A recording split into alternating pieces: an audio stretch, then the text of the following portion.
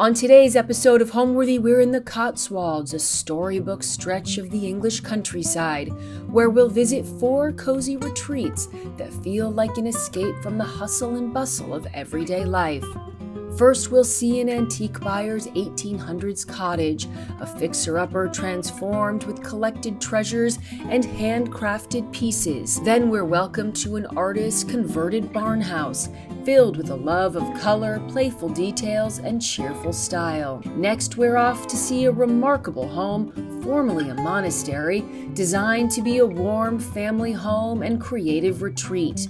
And finally, we see a bold yet restorative countryside home with 70s California style in a former barnhouse.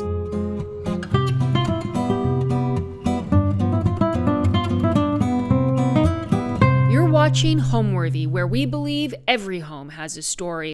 A big thank you to Quince for sponsoring today's Homeworthy episode. This winter, I've been refreshing my wardrobe with pieces that feel elevated and comfortable, and I've been finding everything I need at Quince. It's truly a one-stop destination for high-quality essentials, from clothing to home goods and accessories, all at incredibly accessible prices. Here's what I've been reaching for lately. This double-faced merino wool scarf coat has quickly become my go-to outer layer, and it's perfect for my growing baby bump. And I love that the built-in scarf detail makes it feel effortlessly styled while keeping me warm. At home, I've been living in the super soft Cozy Lounge maternity set. It's unbelievably soft, super flattering, and perfect for lounging, all while staying comfortable. Quince works directly with ethical factories and cuts out the middlemen, which means everything is priced about 50% less than what you'd find at similar brands, without sacrificing quality.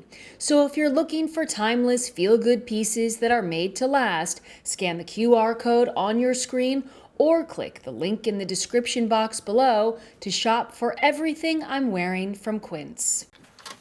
Hi Homeworthy, I'm Heather. Welcome to my home in the Cotswolds. I can't wait to show you around.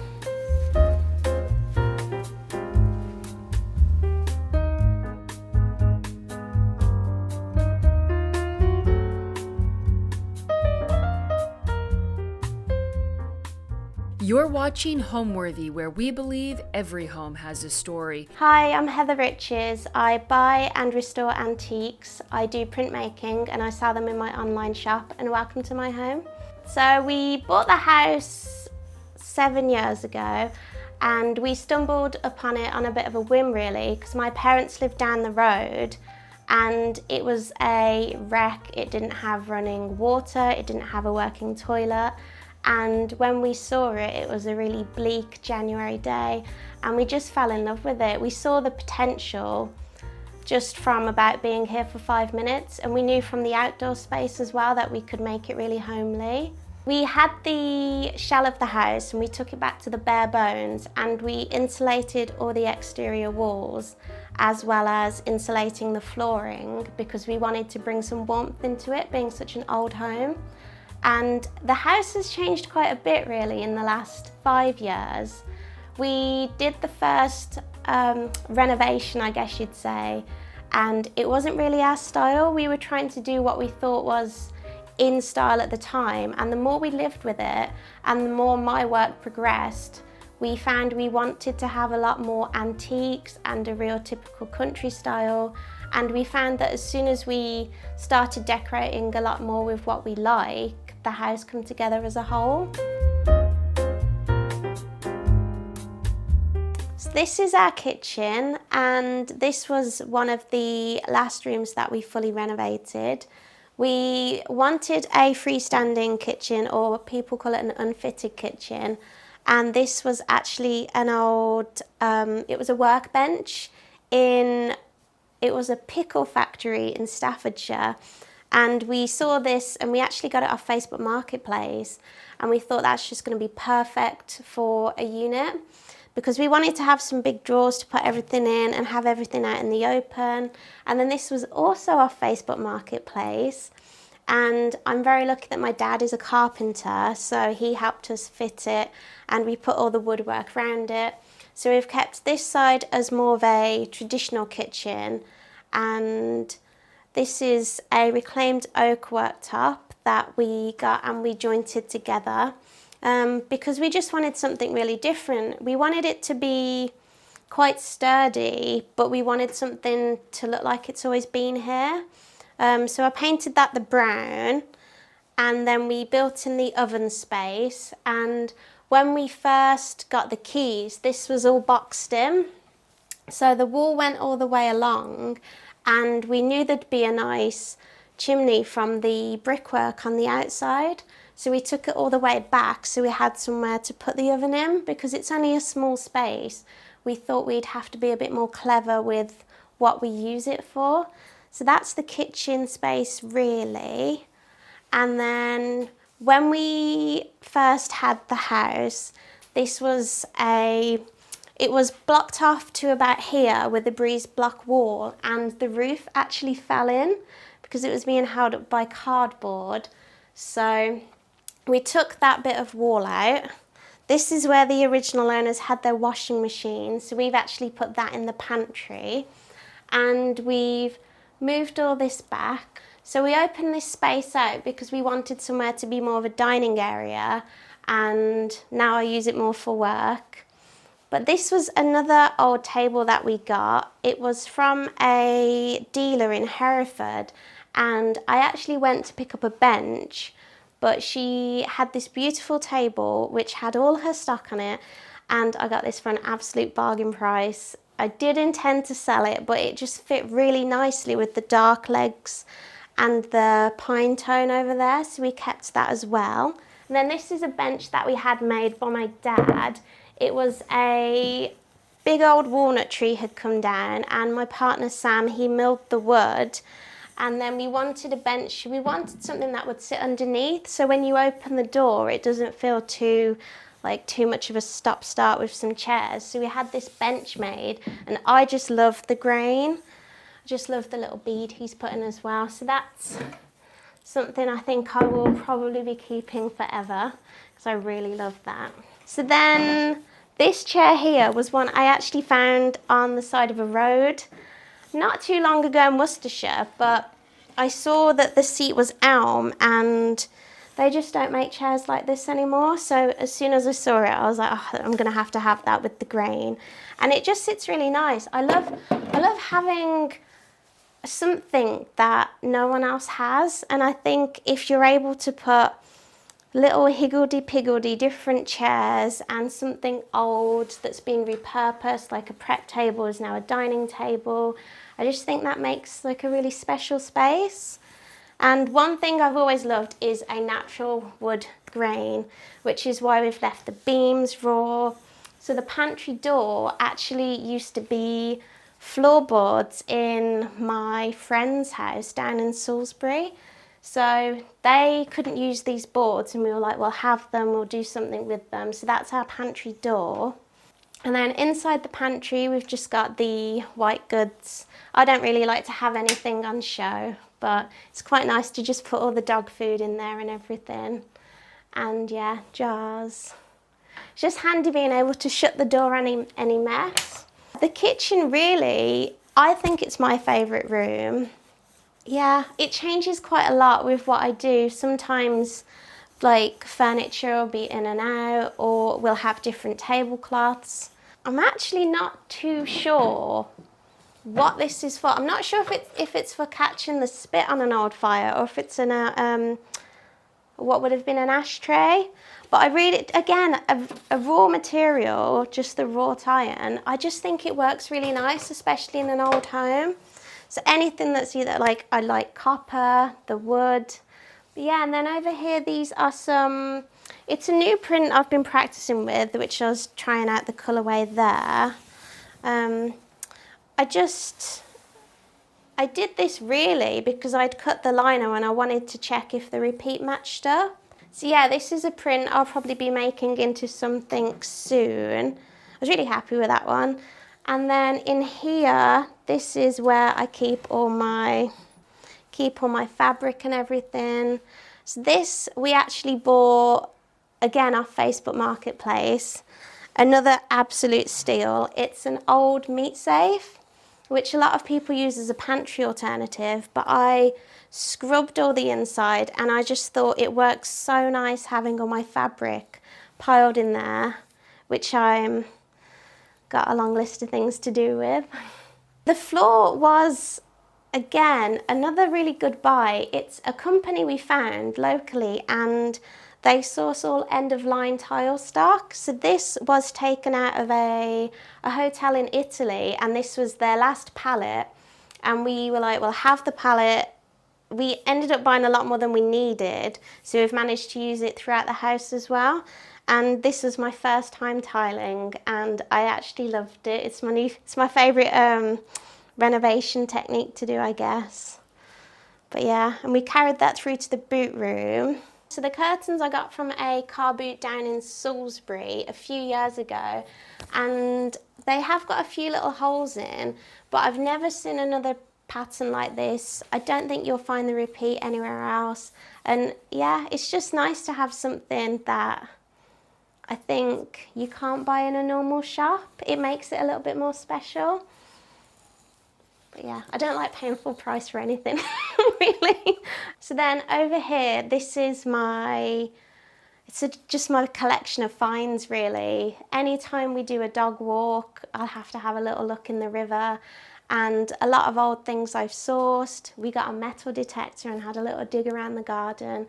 And I've displayed that in the printer's tray here.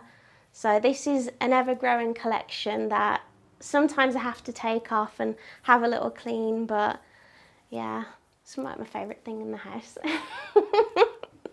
So this is probably my favourite thing. It's an old, I think it's an army badge, and we dug this up just in the grass out in the garden. And that's the only thing that we found that was really interesting. But I think it's copper. So this was actually the first thing we bought when we got the house. We bought it with the intent of having it as a little dining table, and I didn't check the dimensions online. And when I got there, it was a lot smaller than I thought it was going to be, but I just loved the natural patina that it had. And we ended up keeping it, and it's moved all around the house. We did toy with using it in the bathroom to put a sink on, but I couldn't cut a hole in the top. So now it just has a little puppy underneath sleeping, and we keep all the keys in the bowl that Dad made. So this is more of a decorative beam we put in because we wanted to make it look more like an old fireplace. And the wood we actually found in the river down by our town. And we bleached it and we scrubbed it with the wire wool just to bring out the natural grain. And yeah, we're really happy. We didn't intend to put it in the kitchen. We actually thought we'd end up putting it in the living room, but it fits really nicely in the space. So yeah, that's our old beam. So then right off our kitchen is the mud room, which is great. It's where we put the dogs. After every walk, they have to dry off this time of year. And even though it's only a small space, we've tried to really utilise it for us. So we've got the bench where we store all the shoes, and then the coat rack with all the coats on, and even the shelf is where Sam keeps all his hats. But it's just handy having somewhere we can shut the door and keep the muddy dogs in. And then, yeah, this door was another one we made. This was our old floor in this space before we fully renovated with the tiles, and it's just planked oak really. But again, we loved the marks in it, the little screw holes and everything, and we don't like to throw anything away, so if we can use it for something else, like the door, that's what we're going to do. Yeah, in my bag that I made. So my career path, I started off as a designer, and it was homewares, so we used to do blinds for interiors, and it was more pattern based really. And then in COVID, my online business, which was buying antiques, restoring antiques and old furniture, that took off, and it's just grown from there really. So I do printmaking, and I've tried to combine that a lot with the old textiles because I think it sits really nicely, and I like being able to restore something to give it a new lease of life. So that's really grown, and that's also grown with the house. And now I'm going to show you the living room.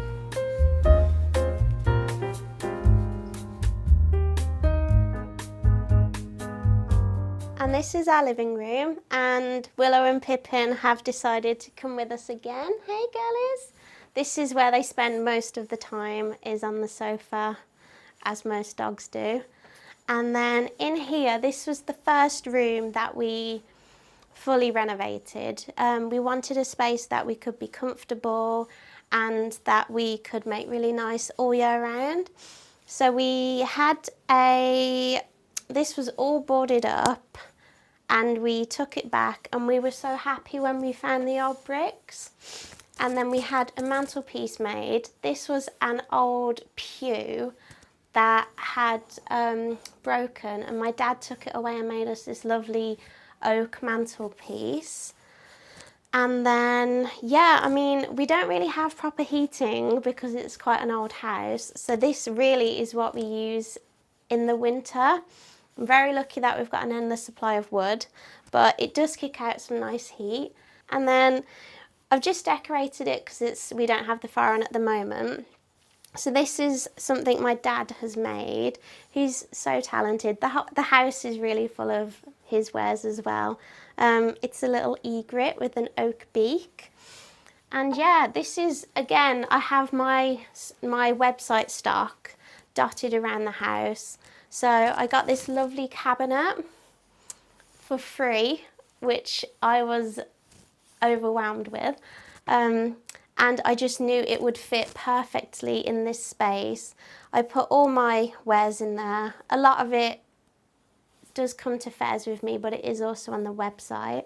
The house, the oldest map I found it on is 1860. And the only other map before that was 1840, so I think around 1860. So it was a Victorian farm workers' cottage for the farm up the road. We've got a farm up the lane. So when we started renovating this room, we actually found a doorway behind there and then a little hatch behind here that took you into next door.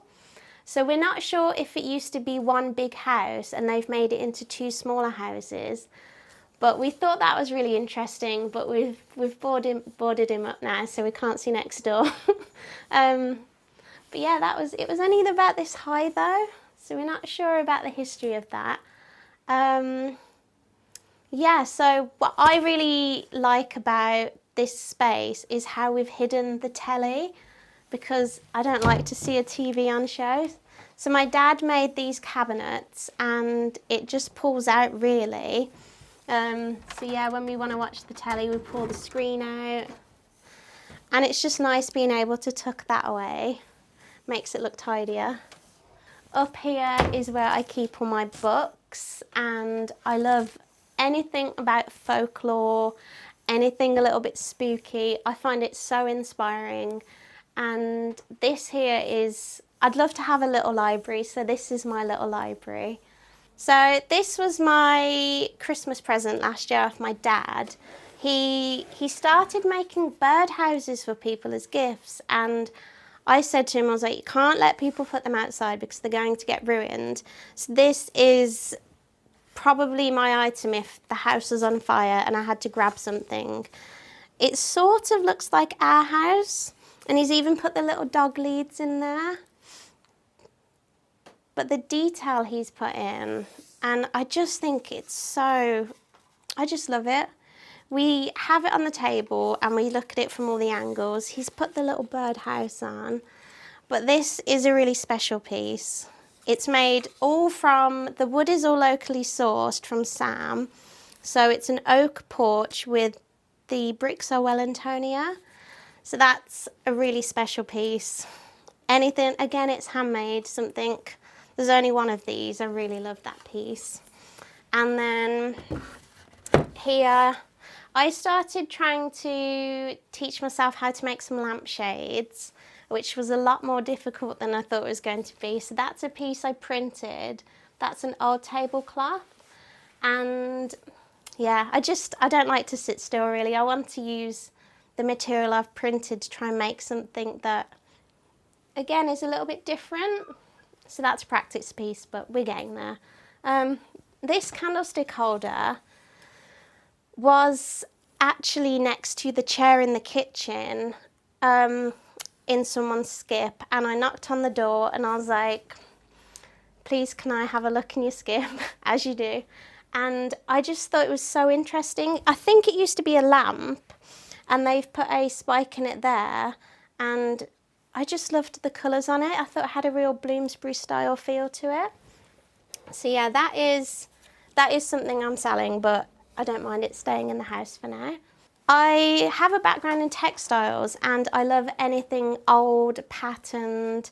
So the blanket is an old Welsh woolen blanket, and this was the first thing I ever bought when I wanted to start selling my vintage pieces. It was the first thing I bought with the intent to sell, and I never sold it. I was sourcing with my mum a few years ago and I just fell in love with it, and I think it goes so well in the living room. We sometimes have it on the bed, but the cushions, again, everything pretty much in this house is second hand or handmade or sourced. So I always get questions about this pattern. It's an old Liberty, I think it's called Tayberry. But again, they just sit really nice. You can see where the puppies have nibbled them. But I'm really not precious about things like that because I think it just adds to the story. So that's the sofa. My partner Sam, he wanted a corner sofa, and the compromise was one that we can sort of switch around and isn't too big, so I had to have this. Not that I hate it, but yeah, I mean, quite often the walls look a little bit bare at the moment because I normally hang up things that are on the website, so I've just got a few up for now. I really love these pieces. They're from Australia, and it was the art school. They're by the same painter. Another Facebook Marketplace find. I am a little bit obsessed. I bought this because I wanted somewhere that I can sit in the winter and work next to the fire. It's the Sanderson Chatsworth fabric, and it was from the next village over. And as you can see, I lost it to Willow pretty much straight away, didn't we? Hey? But the frame is I think it's an Urkel frame, so it's really sturdy. So again, another piece I think that will end up just staying with us because I just love the fabric. So this is another one of Dad's stools that he's made. It's the same piece of walnut that we have in the kitchen as the bench. And here he's just put the bobbin legs on. But I just think the grain is it's just so pretty. And all of the woodwork he does, he uses the traditional techniques instead of screws, so it's really sturdy. But I just think they look really nice next to the fireplace. So the table, everything I buy is sourced secondhand really. So this was from an auction. Again, I bought it with the intent to sell, but it sits really nicely with the chair when I want to use it as a desk. And then the vase is it's a Devon company called Barronware. And I've never found a vase. I've found countless jugs, and this was the first vase I found at the car boot in Ross-on-Wye, and it was another piece that I was meant to sell, but it's a nice size. It's a lot bigger than usual, but again, it's terracotta. I think the terracotta bowls, they all sit really nicely with the old wood. So the curtains are a William Morris pattern through Morris & Co, and it's called Golden Lily. And we did have these in the bedroom at first, but we changed the wall colour up there, and we just felt it sit really nice in here. I love the peachy colour with the green walls. So we put the picture rail in when we put the cupboards in, and we painted the bottom half of the wall in Flanders grey, which is a Mylands colour. And then the ceiling and the top half is, I think it's Carradine stone. And we wanted the room to feel a little bit more cosy, which is why we painted the ceiling a bit darker than just a standard white. But yeah, we felt that it sort of add to the style of the room, having the picture rail in. I would say the style of the house, I always joke that it's a working house and it's very lived in. I would say it's unsophisticated country. We love a country home, but we're just not. We're a little bit too messy to have really nice things, so we like the more scratch built and a piece that's got a natural patina. So as you come in through the boot room, which is great with the dogs, we've tried to keep that quite a dark colour, and we've made sure we have really robust floors all the way through, so it's easy to clean. And then you come into the kitchen, which is, I also use it as my workspace, as you can see, typical kitchen table. And then really, this is where we spend a lot of time in the house. It's great having the door open with the dogs. So you walk through the kitchen, which we've fully renovated, and then downstairs we've got the bathroom, and then you go through into the living room, which is what we call the snug in the winter, because it's where we get all cozy with the fireplace. And then upstairs you've got our bedroom, we've got a guest bedroom, and I've got more of a workspace studio where I keep all my stock, and that's the house really. So on our way to the bedroom, I just thought I'd quickly talk about the hallway, which I think is quite big in relevance to the rest of the house. And here we've got all the original doors, a lot of the original doors in the house. When we first got the keys, the house, it was rented by an estate for, I think, probably about 50 years. And they had so many layers of white varnish on them. So we got the doors stripped and we've just put a light beeswax on them. We got the new hardware because we wanted to keep it really in keeping with the house. So hiding the front door, and we don't really use the front door because there's a joke in the country where you always use the back door. But it's a nice space, it's a nice big size. And then in here is the bathroom. So this is the bathroom, and again we've got the same flooring as we had in the kitchen. It was the end of line tiles, and we felt that we could use these in here really nice. So this bespoke cabinet was something my dad built. We wanted something quite slim with a lot of storage because it's quite a small space, and it was green but I didn't like the green, so I painted that pink. That is a little green colour, which is blush. And I think that's one of my favourite colours we've used in the house, to be fair. But yeah, so the bathroom, it's just a typical bathroom downstairs, but I have this really pretty old terrarium. And this was a gift off my uncle 15 years ago before I went away to uni, and I've only had to repot it twice, but it's just a really nice piece. Again, I think this is something that, it's really old. I think it's Victorian. Doesn't look that pretty. But it's just a bit different. It's something, I used to really like houseplants, and I found I wasn't very good at keeping them alive because I never watered them, so they've lasted quite well in there. On our way to the bedroom, I just thought I'd talk about the stairs and the hallway. So the banister is an original because it didn't really have one when we moved in. This post was here, which was a little bit unusual, but the stairs are all original. They had a carpet on them, and we managed to scrape that back, but I didn't want to take it back too much, so we've tried to leave a bit of a natural patina to the woodwork, and I used the same brown that we have in the kitchen just so it feels quite cohesive really. And then this is out into the stairs cupboard, which is great for just shoving everything in. That is a Edward Bulmer colour paint in Pippin, and I only bought it because it's called Pippin.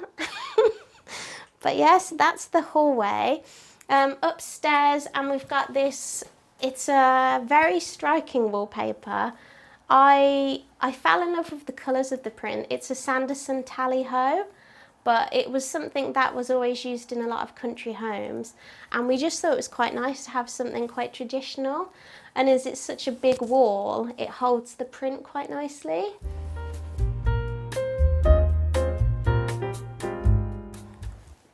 So this is our bedroom. Again, we've got the original doors that we've stripped back with the hardware. And this is quite nice because it's twin aspect, so we see really nice sunrises in here. And then, yeah, these are, I always try and practice with the pillows and cushions I've made to see how they sit in a space. So these are some of my designs I've done. Not long had a sewing machine, so I'm still getting a little bit of practice with that. And then I've got quite a small collection of paintings in here. I used to have the whole wall was covered, but I got in my head that maybe something will fall on us in the night because of Instagram. But this painting here is something that I bought. It was from a car boot down in Cornwall, and I've always wanted to live by the sea. We're very landlocked here in Worcestershire, and anytime I find something that just reminds me of the beach, I have to keep. So this has been with us for quite a while. We always get compliments on the colours of that. And then the bed was something Sam sourced, I think 6 years ago, just as we sort of got the keys. I think he actually got it off Gumtree. It's a beautiful walnut headboard, and you really don't see many like it now. But the length was really long, so we actually had to cut it shorter to make it fit a double bed. And then, yeah, so these ladders, something else I got out of a skip because I liked the old woodwork on them. And then the jug up there was actually something that I painted when we went for my birthday, and we did a pottery day, and Sam had to go and get more parking because I was painting for about 5 hours. These curtains were it was the first curtains I made. So I bought a really long length of material, and this was with my old sewing machine before I'd really done anything, and I haven't hemmed them very well, but I fell in love with the pink stripe. I think pink, it's just a really nice calming colour, isn't it? So we've tried to use that quite a lot in the bedroom. And yeah, they're the first curtains I made. And the windows. So when we first got the house, our old windows, they were falling apart. We couldn't even open them because all the little panes were falling out. So my dad actually made us the frames, and we went and bought the double glazed glass. So we have literally made pretty much everything for the house that we can. And yeah, it's just so nice having double glazing. It's a lot warmer. But this is probably my favourite view. We get to look out, and sometimes you see the hare or the deer. It's really nice. The girls like to sit on the windowsill as well. This throw was a bed sheet that I found, and it had a really big rip somewhere on the underside, and I loved the pattern here. I thought the weave was beautiful. So I put an old woolen blanket in, and I've stitched it to make it a really heavyweight throw for the winter. So yeah, that's a nice heavy piece, and I put a little piped edge on it. So then, with my love of textiles, this is a really special blanket we had made by Sam's mum, and we had it made for when we would go camping so we could just put something on our lap, but we didn't want it getting dirty or messy, so we keep this in the bedroom. It's quite nice to put down if you just want a lighter layer. But yeah, clever. I could never crochet. So that's that. Another bird of Dad's that we have made. So yeah, this was his first bird he made when he started making the little statues. It's a snowy egret, and I love the raw edge of all the wood he leaves. This is my toy from when I was a really young girl. I think I've had her since I was about 4 years old, and she was from the Birmingham Antiques Market, which I remember going to with my mum, and I don't know if this started the love of old things. I've always liked rabbits, and I just think she's really sweet. So she sits on the shelf, sometimes on the bed, but we had to move her because of the 2 dogs. Yeah, she's a little bit tatty. Yeah, she's quite sweet. But she stays up here though because of the puppies. What I love most about our home is how we've made it work for us. So Not everyone likes having a downstairs bathroom, but we find it so much easier because we're outside a lot of the time. It's great for the dogs. We love that because it's north facing, we get the prettiest sunrises in the kitchen, and then throughout the day you see it go around the house, and we see really nice sunsets in the living room and in our bedroom. And I think because we've got fields around us, it makes you really appreciate the seasons and the elements, and it just feels nice because it's almost like you're outdoors a lot but you're still indoors. It's a bit of a funny one. And now I'll show you our guest bedroom, which is just through here. And it's only small. We don't often have guests, which is quite lucky for us, I guess. But we've managed to fit a queen-sized bed in here. And again, I've just used it really for housing a bit of stock. It's got such lovely views though. We think it's really nice, and sometimes we sleep in here because the bed's quite comfortable. This is where the dogs sleep most nights because we don't have them in with us, but they are part of the family, so they get a bed as well. Again, we put the picture rail in so I could hang up some old pictures. The curtains, we got this ticking fabric from, it was a yard sale in one of the villages about 7 years ago before we actually got the keys. And my mum made us these curtains, hoping that they would fit, and they just fit in here. Got a little bit rough around the edges now, but they're quite nice, they're quite special. And yeah, again, I tend to use this bedroom to photograph some of my stock that I've been printing. So there's the bolster cushion, which has got a really nice pink pattern on it, and we also upholstered the headboard, and that's one of my designs that we did more to test out what we could do with our new staple gun. But I'm really happy with how that looks. And then this here is it was an oak stump that Sam had cut into a bedside table, and we just sanded it back and we tried to get the grain really nice, and it's just something a little bit unusual. And now I'll take you into my studio, which is the third bedroom of the house, just down the hall. And then this really is my second workspace. I'm very lucky that I get to take over the whole house. So I like a lot of old paintings, so I've been really sourcing a lot of original oils lately. And yeah, so I've just sort of got my stock dotted around over here.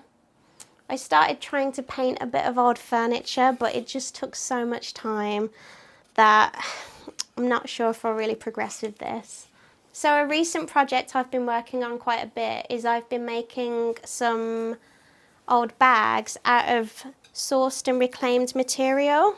So this one is one of my favourites, and I wanted to do something a little bit different because I had lots of old material offcuts, so I thought a little patchwork bag would be quite sweet.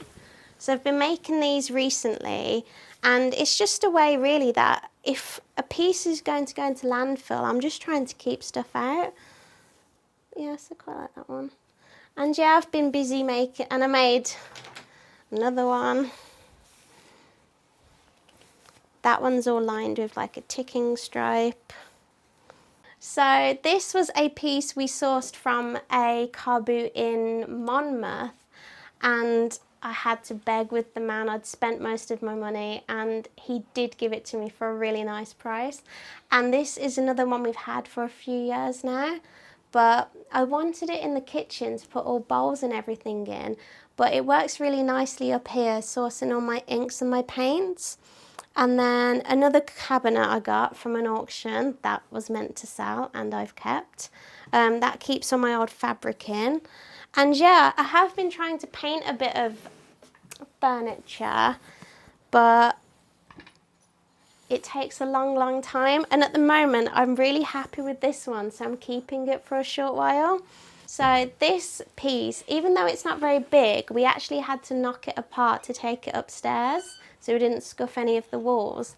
And it holds all my pretty fabrics and everything, as well as everything I've got downstairs. But this is smaller pieces This is what I use for making the bags and old cushions and curtains. And yeah, this is a lot more stock, so more of a storage wardrobe. But who doesn't love old material, really? And then, oh, and I painted the doors. So when we first started decorating the house, I wanted to have all pretty flowers and motifs painted everywhere. But I realised that takes a lot of time, so I started doing that on these doors.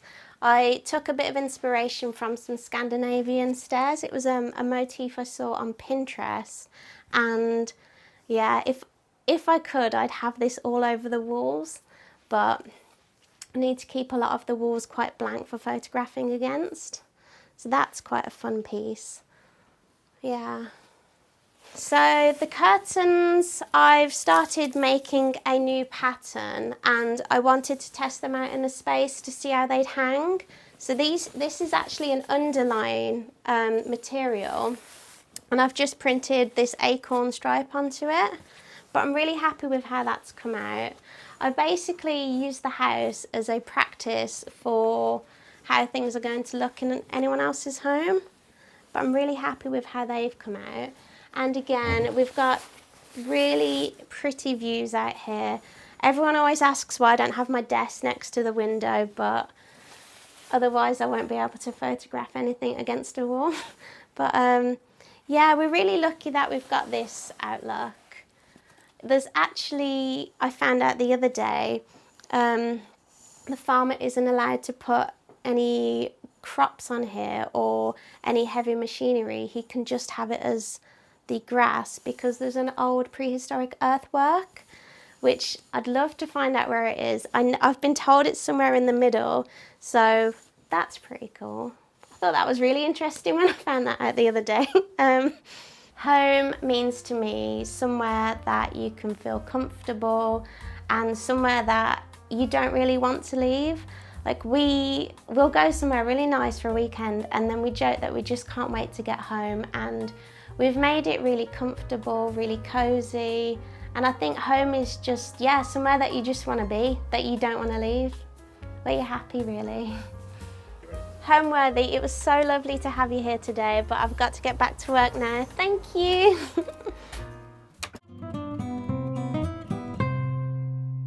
Today we're heading to the Cotswolds to visit the converted barnhouse of artist and well-being editor Susanna Taylor. With a lifelong love for color and paint, her home is feminine and cheery, featuring her signature murals and artworks throughout. The theme is, I've called it a walk through a midsummer's garden, and it was inspired by our own garden that I've planted out there. Leaning into her English countryside surroundings, Susanna embraced the charm of the old barn's original features without letting it feel too rustic. When we first came here, this was all red brick, so I actually painted it all, and we've also whitewashed the beams in here as well. My husband was really reticent to whitewash the beams to begin with because he thought that we'd ruin them, but I don't think we have. Hopefully everyone agrees. Instead, she transformed those finishes with playful details, soft textures, and her signature sense of whimsy, creating a home that feels fresh, elegant, and quintessentially British country. To watch Susanna's full home tour ad-free, where she shares her must-dos when visiting the Cotswolds and reveals her expert health tips, as well as tours us through her downstairs powder bath, scan the QR code or click the join button below. Hi Homeworthy, I'm Susanna Taylor. Welcome to my home in the Cotswolds. Come on in, let me show you around.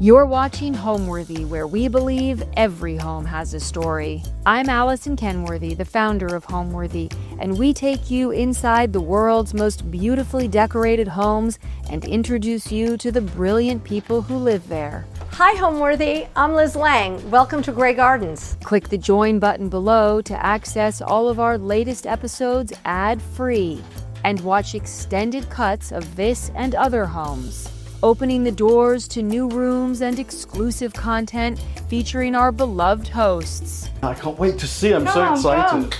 And if you're looking to shop items inspired by this and other Homeworthy tastemakers, be sure to use the product links below or scan the QR code on screen to find fabulous furniture, coffee table books, and accessories that can transform your house into a home. Hi, I'm Susanna Taylor. I'm a wellbeing editor and artist, and I'm here at my house in the Cotswolds. So years ago, we used to live in London, and we moved, well, it must be like 13 years ago now. And we moved out, we moved to a different house. And we slightly outgrew it as our kids grew older. And we were looking for something a bit bigger, but we weren't looking properly. And then during lockdown, of all times, we found this house. We hadn't actually been to this part of the Cotswolds before. It was about half an hour away from our old house, and we came to look at it in lockdown, and we fell in love with it. There's a lot to do. When we arrived in the house, it was all sort of orange varnished wood, brown and cream, and that was it. So there was a lot to do. So we saw it as a bit of a project. It's a barn conversion. There's a farm next door, and we are a barn conversion next to it. We didn't do the barn conversion, it was already done to actually a very high standard before we moved in. But the design aesthetics of it were not really to our liking. It was very bland and actually felt a little bit soulless design-wise, but we knew that there was a lot of scope to do a lot with it. What we really loved about it was it's built around a courtyard, and the middle of the courtyard at the time was wall-to-wall gravel, and the previous owners used it as a car park. Basically, they parked their cars there. And I remember saying to my husband, we can buy it if we can turn this into a courtyard garden. So that's what we did. But the decor was very like the floorboards were all kind of varnished, this very thick orange varnish, and all the doors were varnished in this very thick orange varnish. So bit by bit, we've brought lots more colour back into the house. We took the varnish off. The first thing we did was sanded the floors actually to get rid of that varnish, and we've painted a lot of the house in lots of different really beautiful colours. I'm an artist, so colour is really important to me, and yeah, I paint a lot of things all the time. I love painting furniture. I love changing the colours of rooms, changing the colours of doors. Yeah, this house has a lot of that. So the house is quite tucked away. From the outside, you actually probably don't know that it's here, because we're tucked away in the corner of a village green in beautiful village. It's beautiful village green with amazing trees, and in the corner we are hidden away, and all you can see is a gate. And you have to drive down the drive and around and under an archway to get into the courtyard where the main house is. We've also got like a garden, a top garden, a field off that driveway when you first come in, and it's got a little orchard with apple trees, pear trees, plums, green gages, but to get to the house, you do a left and you come into the courtyard, and the house is probably a little bit alternative because on the right-hand side, we have the kitchen and the sitting room that we're in now, and a downstairs loo. And then if you turn left, then you'll go into the dining room, and then the other side of the courtyard is the kids' bedroom. So we've got 3 children. We've got 2 teenagers and a 7-year-old, and so they're down the other side of the courtyard. Our bedroom, the master bedroom, is upstairs, and spare bedroom on the right-hand side of the courtyard. So our kids' bedrooms are all along sort of one corridor down the far side of the courtyard. So this is our hallway. This is the main entrance with some big windows here, which are surrounded by big sort of oak frames. So we've left this oak, but all the beams up here we have lime washed because they were very orange and I didn't like the orange.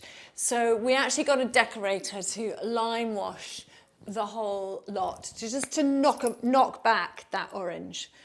We did think about painting them, but we wanted the kind of rustic and the knots and everything to come through and the grain of the wood to come through. This staircase was very orange as well. It was a lovely shade of orange. And we've painted it. I use a lot of Edward Bulmer paints that I think I've mentioned before. And this is an Edward Bulmer paint.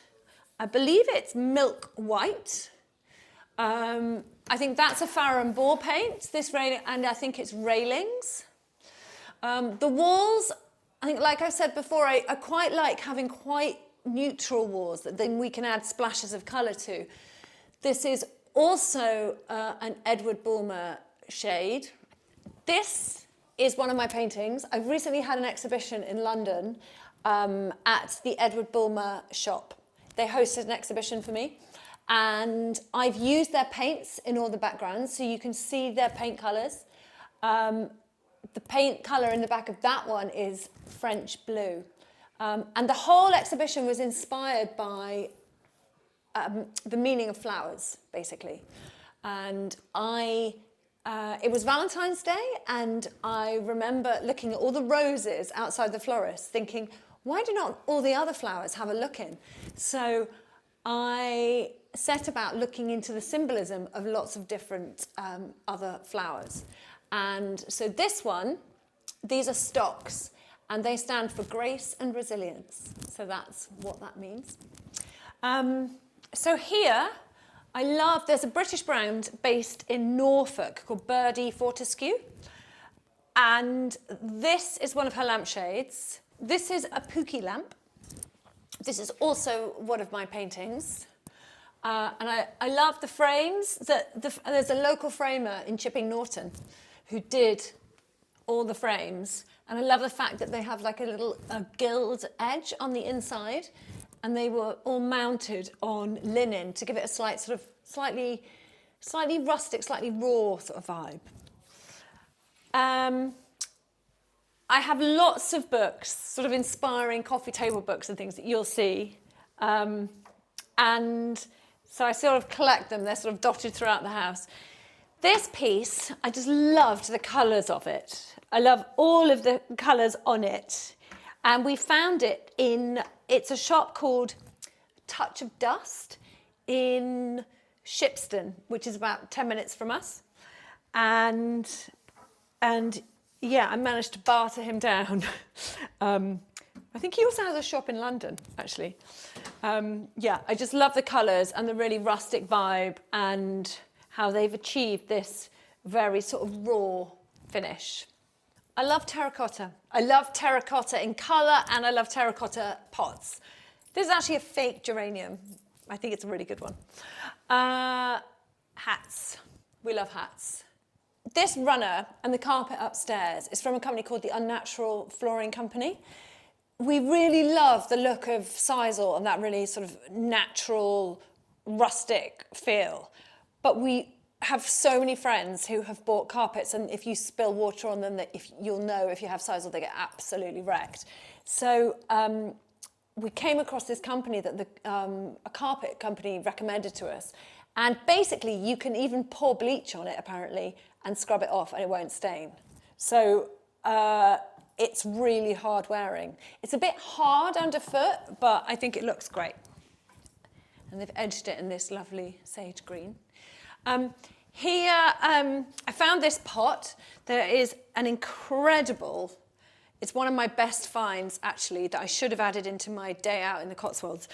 It's called Station Mill in Chipping Norton, and it is this huge space filled with amazing, I say antiques dealers, but they're not like fusty antiques. They're like really cool antiques. I've seen David Beckham in there before. Apparently he's a regular. And I have found lots of things in there, and I found this in there.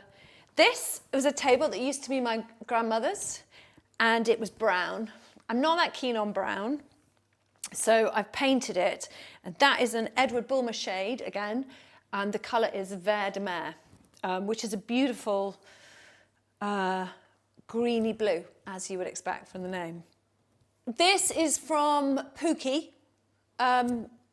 Brilliant British brand. I'm sure it's been mentioned before. Have become a bit of a staple. Not too expensive, but always look amazing. And I think the lampshade is from Pookie as well. So this chair, we went for dinner at a friend's house, and her husband said to me, I'm getting rid of this chair, who wants it? It was my grandfather's. And I was like, I'll have it. So I paid, I don't know, £150 for it, and had it upholstered in this beautiful Christopher Farr fabric. And I love it. And then he came round and he saw it and he said, God, I wish I hadn't got rid of that chair. The only thing I really don't like about this house, we have lots of these radiators, and the house is incredibly warm, and which is amazing. And the house has actually been constructed in an amazing, to an amazing standard. But I want to paint them all, but it's a big mission, so I haven't done it yet. One thing I forgot to mention is this little picture, which I love. It's of Glastonbury, and I gave it to my husband. I think it was on his 45th birthday. It's an artist called Valerie Piello, and it's of Glastonbury, and we've been to Glastonbury quite a few times in our lives and have had the best time of our lives there. So it reminds us of that. When you look close up, it's just lots of dots and splodges, but when you look far away, you can kind of see that it is the teepees and the flags of Glastonbury. If you come with me in here for a second, this is a mural that I have painted. So that's something that I'm doing more and more of, is painting murals. The theme is, I've called it A Walk Through a Midsummer's Garden, and it was inspired by our own garden that I've planted out there. And I've used Edward Bulmer paints again. The background is a colour called Cuisse de Nymphe Emu, and it's a beautiful soft pink. I love pink, but I only like particular pinks. And I love soft pink. As you'll see, I've used pink throughout the house. And what I've done here is I slightly limited my colour palette. So I just used whites and greens and a little bit of red and dark grey. And I've used the Edward Bulmer paints to do this as well. So this is something that's called olive green. I know their colour palette quite well now. Olive green. This darker colour is called Dove. This darker pink is called Nicaragua. And yeah, you'll see, it took me quite a long time to do it, but I love it. Lots of friends of mine say I should turn it into a wallpaper, but you can come in and have a look around if you like. I've always loved these lampshades. They're from Alice Palmer, a British designer. I think she's based in London, and she does amazing stripes. I love stripes. These tiles, I love their sort of soft teal colour, which I think goes really well with the dusty pink. They're from Fired Earth. But we built all this around this, which was also from Station Mill in Chipping Norton. And we got our carpenter to cut a hole in it and put the sink that was already here in this place. I mean, what was here before was this really hideous glass sort of thing with orange wood. So yeah, we changed all of that. So my personal style, I would say, is probably elegant, quite simple, but with splashes of colour. I love using colour to sort of accent certain things. I also love beautiful fabrics, and you'll see throughout the house, I have a bit of a thing about chairs. I've upholstered lots of different chairs throughout the house in lots of different fabrics. So I love having quite simple, sort of plain or pale coloured walls, and then using fabric in quite a beautiful way, like accents of colour, to uplift certain areas of the house. I would say my style is quite feminine. I like bright colour, but I also like colours that are slightly muted. I've used a lot of a brand called Edward Bulmer Paint, which is a British paint brand. And I've actually just had an exhibition in their showroom in London. And they have natural paint. And by that, I mean they use natural pigments. So the colours are very slightly muted. So I love colours that are very slightly off, that are not, say, a bright red, or like an electric orange, but are slightly muted. I love terracottas, muted pinks, ochre, yellow, teal, those kind of colours that all somehow can also be used together. And those are the sort of colours as well that I use in my artwork. So you'll see that those colours run throughout the house. Because this house is a barn conversion, it lends itself naturally to a more sort of country aesthetic. But I didn't want it to be too rustic. So I love vintage, I love finding vintage finds. I often scour junk shops, antique shops for pieces, and then we either upholster them or paint them or do them up. And I've done that literally since my early 20s. So I'd say the house has a sort of countryside aesthetic without being too rustic. And then I also love elements of modern furniture as well. So it's a bit of a mix. So this is the sitting room, and this is where we come and hang out and light the fire and just relax, basically. So when we first arrived here, there was really dodgy looking carpet and red sort of velvet curtains that were on a runner that came sort of round into the windows. So we ripped it all out and we put this herringbone floor down. We wanted to be quite subtle and quite light, slightly grey but not too grey.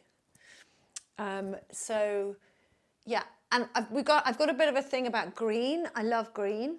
So we got a carpenter, this amazing guy called Dean Shepherd, who has done a lot of carpentry work for us.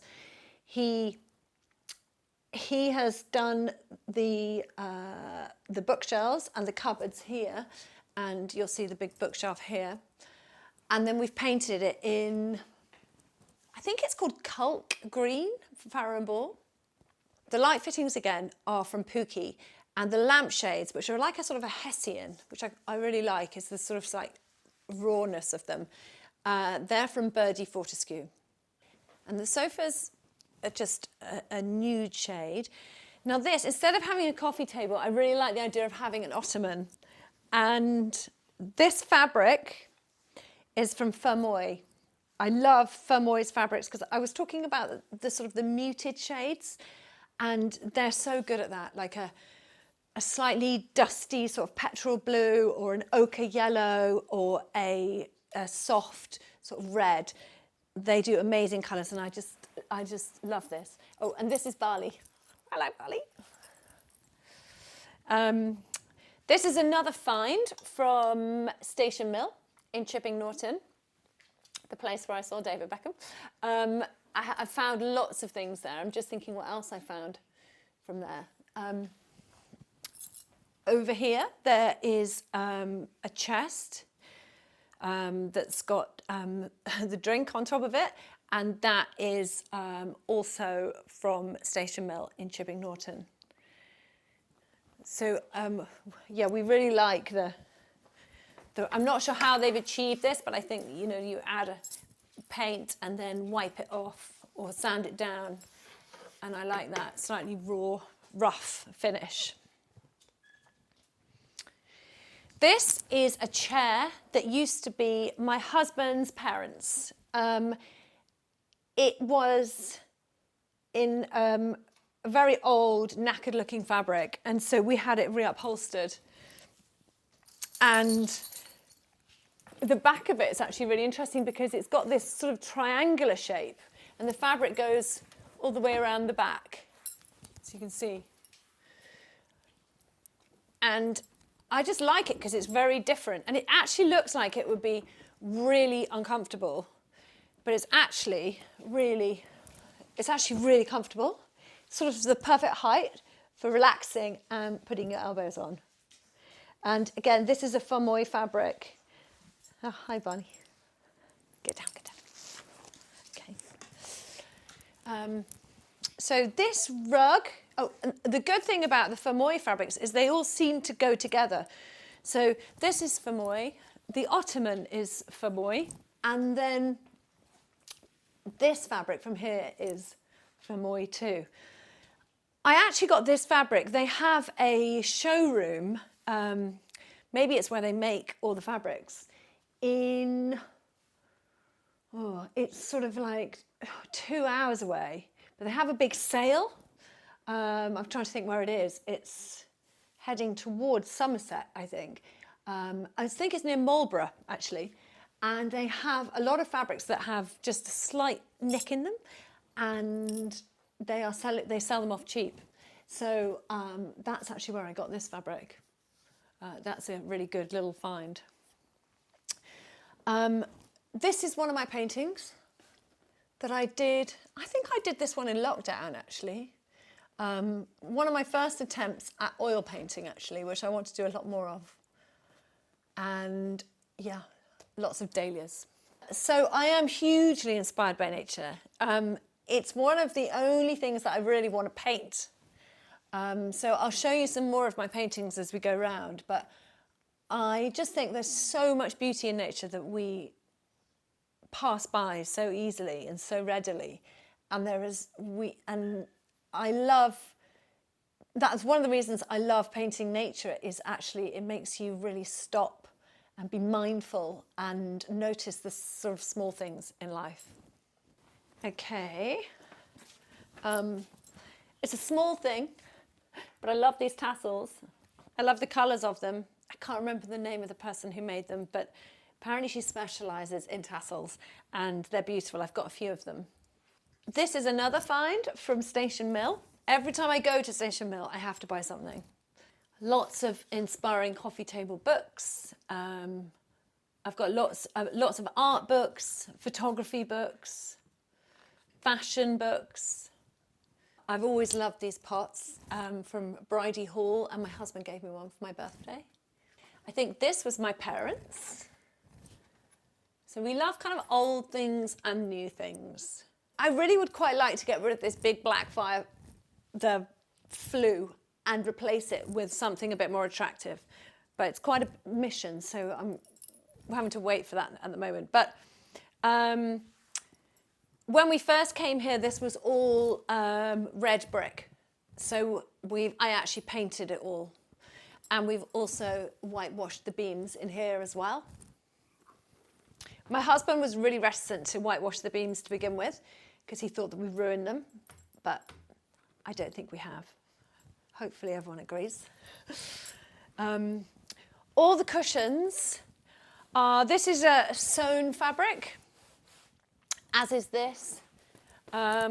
These ones are from Ochre, and they're all beautiful linen. And you can I really love the feel of linen because you can feel it's there's a coolness to it, as in like a coldness. Yeah, so this is one of my paintings from a recent exhibition. That is a poppy that suddenly arrived in our garden. I didn't plant it, but it's this wild shaggy poppy, and it's absolutely beautiful. And it came out this summer, and I think it arrived just so that I could paint it.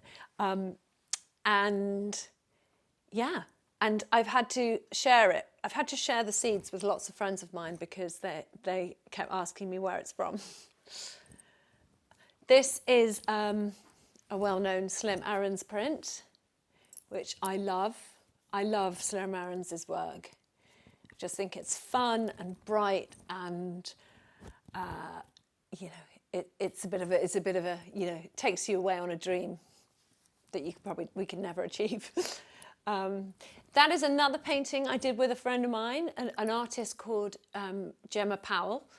I sometimes go painting with her, and we set up a still life. I did that very quickly, actually. It's a bit looser than what I would normally do, because I did it in, like, I think an hour and a half, 2 hours. I work quite quickly painting. This is a pastel drawing I did on holiday in Paxos. I did it on a sun lounger, just with some oil pastels. And this one this one I found in an auction. Actually, it was a funny story because I didn't look at the dimensions and I paid for it. And then when I went to pick it up, I was quite surprised how small it was. I thought it was going to be about 3 times the size. But anyway, I love it anyway. And I can't remember the name of this artist, but I love her work. It's very loose and sort of soft colours. This is a Pookie lampshade. This desk we've had for many, many years. We found it when we were living in Battersea, on Lavender Hill in Battersea in London. And we found it literally, it was virtually on the side of a road, I think outside a junk shop.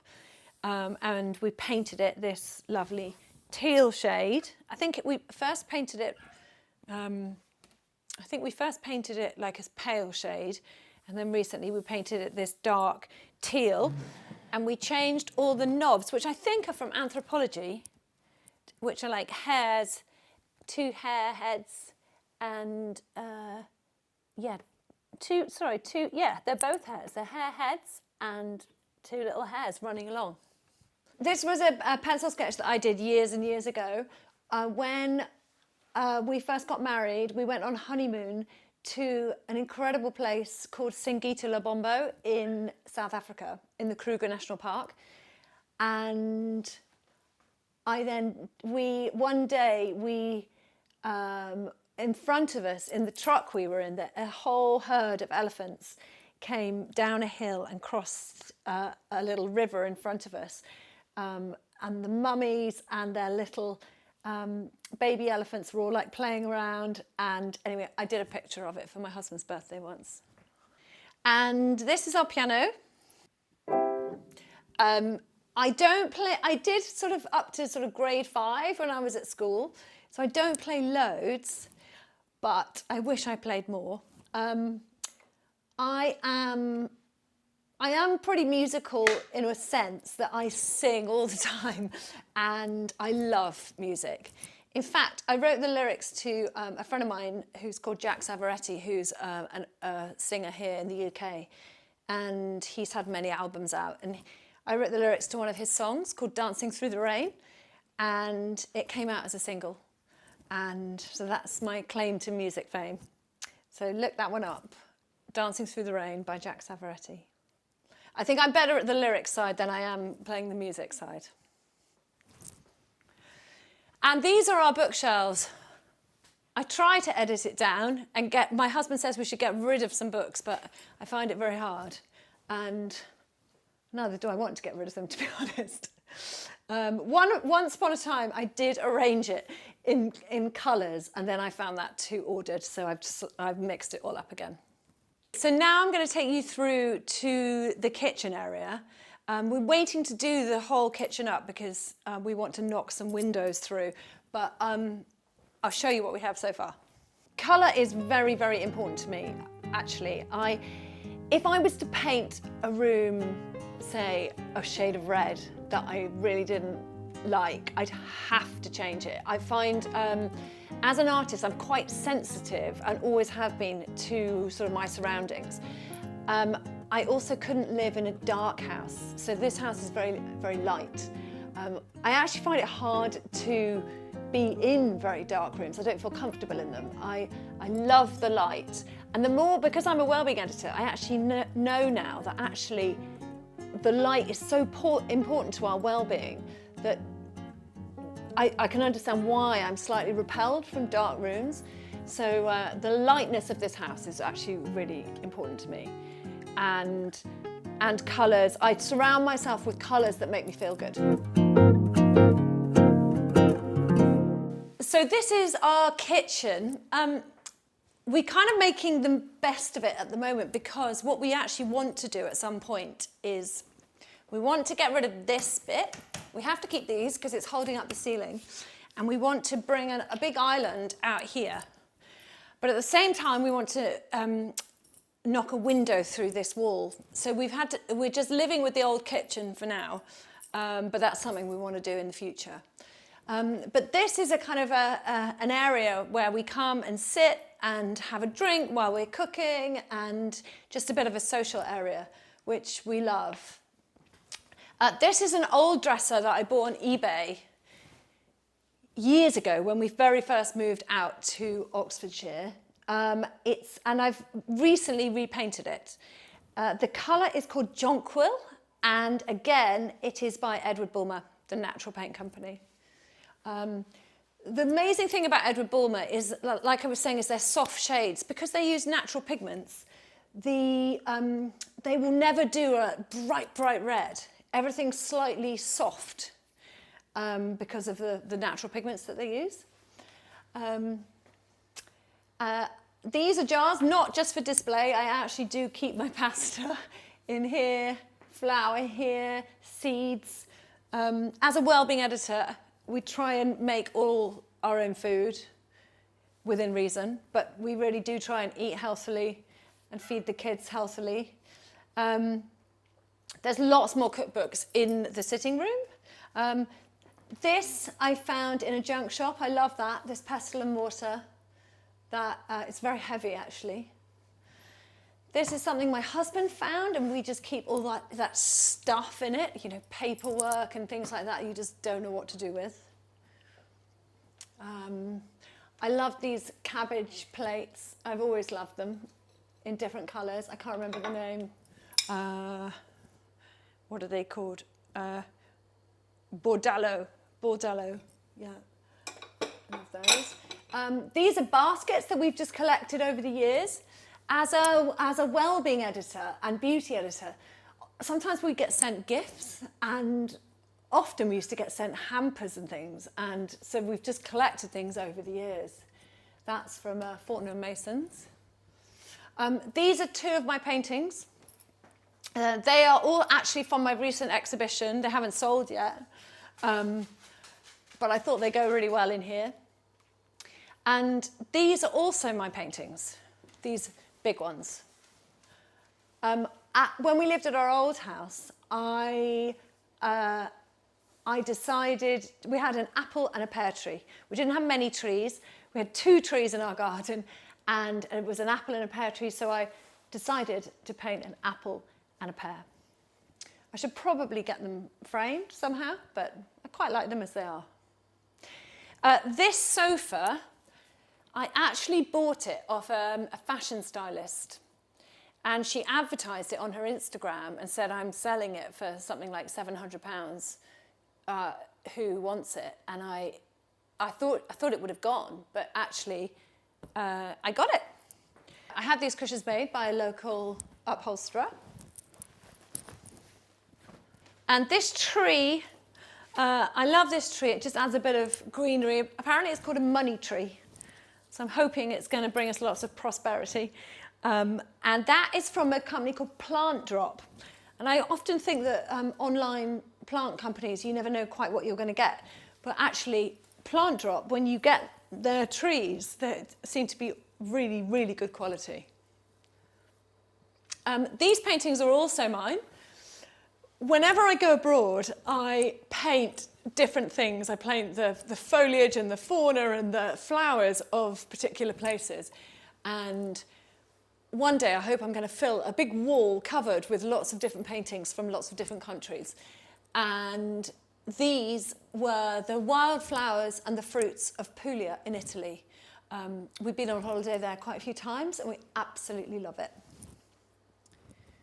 And that is Barley, really happy in his bed. This is a very smart dog bed by, sorry Barley, by a company called Maker and Sons, which I'm not sure if it's still going, but it's a beautiful bed in a beautiful thick, sort of tough fabric, and you obviously can take it off and wash it. These are flowers from my garden, and I love nothing more than planting flowers that you can then cut so that you don't have to actually buy flowers throughout the year. We've basically whitewashed this floor because since we moved in, it was this very dirty looking pine floor, sort of partly varnished, sort of wearing off. And so we just decided one day just to whitewash the whole thing. And I think this is a Farrow & Ball colour in slipper satin. And it's a new paint they have called Dead Flat that you're meant to be able to use on floors, concrete, all sorts of things. This is the dining room, which comes off the kitchen. And as you can see, it's got the original beams from the barns that this used to be. And when we first arrived here, they used this as it's like a TV room. They had a TV at the end and a sofa, kind of like an L-shaped sofa midway across the room. And it was all brown and cream, the whole thing. So bit by bit, we changed it. First thing we did was we sanded the floors, and then we've painted it. This is setting plaster by Farrow & Ball. Everyone always asks me what colour this is. As you can see, I do love pink, and I have managed to convince my husband to like it as well. And this stripy tablecloth I love. I love sort of terracotta-y shades. And this, I think it was actually from H&M, that tablecloth. It was very cheap. These chairs we bought on eBay. They're like sort of cafe bistro chairs. And I've painted them in a teal shade. I believe this was from Zoffany. And then we had these cushions made, which are very knackered now, but we had these cushions made and the fabric was from sewn. This was a present from me to my husband. There's Slim Errands again.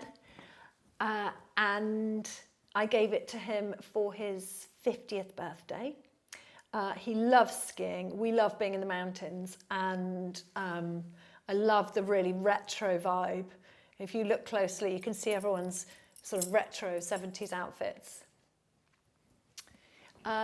These blinds, when we first came, they had blinds inside the set in. So it felt very sort of closed off. We wanted to make the windows feel taller. So when they were inside, it made the room feel shorter. So sort of having them up here sort of takes the eye up. This fabric is from an amazing fabric business. I believe it's in the Cotswolds as well, called Rapture and Wright. I absolutely love all their prints, and they're in incredible colours. This is another find from Station Mill in Chipping Norton. You see, I've bought a lot of things from there. I love the darkness of it. That's also from Station Mill. I bought that for my husband one year. I think it's really old. It did have it was like a glass shaft that went down into the middle that you're meant to put ice in, and it's meant to cool the water. Anyway, the lady told me that I can put it in the freezer, which I did, and it immediately cracked and broke. So I should have just I should have listened to myself. So that lampshade is from Pookie, Faithful Pookie. These sconces, I think I found these on, I think I found them on eBay. I think I Googled wall sconces. They're actually just decorative because I sort of think if I was to light these candles, they'd probably get a big black stream up the walls, so they're just a decorative thing. The reason I have apples here is I'm about to start painting a mural in our utility room, and I have an idea about painting sort of beautiful apple branches across the tiles. So that's why I've got these here.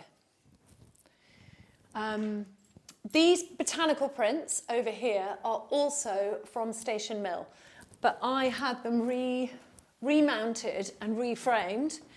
And no, actually we didn't reframe them, I remounted them and then I painted the frames. This is a painting of mine that I also did in lockdown because I was testing out using oil paints. So I use lots of different mediums in my artwork. I use oils sometimes, or I use gouache or watercolour, and that was one of my first attempts at oil paint. Somebody had found a place where you could buy peonies in lockdown, and we bought these amazing peonies which were just so beautiful. I think not being able to leave the house made them even more beautiful, and so I decided to paint them. And this picture, I love this picture. This is of Portofino in Italy, and my husband and I went there years ago before we had kids.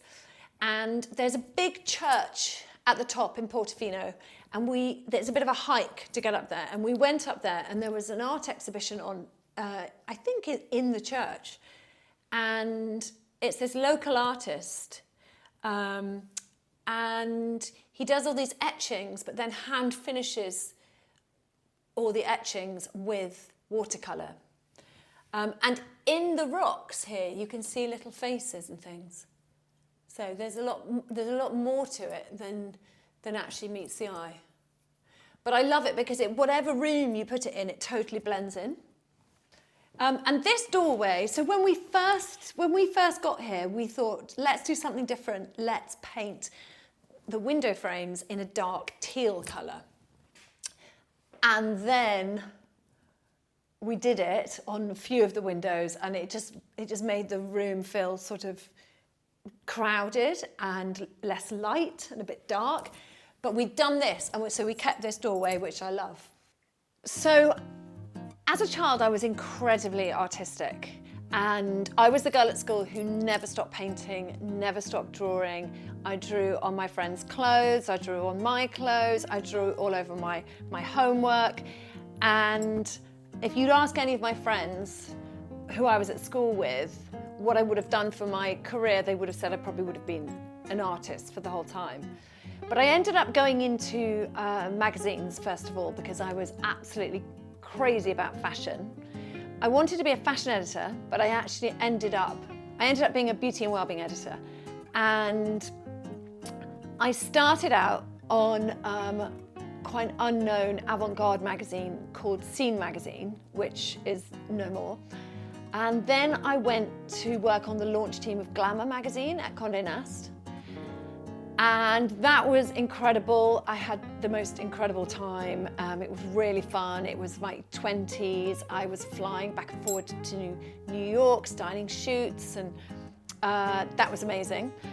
And from there, I went to be the beauty and health editor at Vogue magazine, where I stayed until I was about 31, and when I got pregnant with my daughter.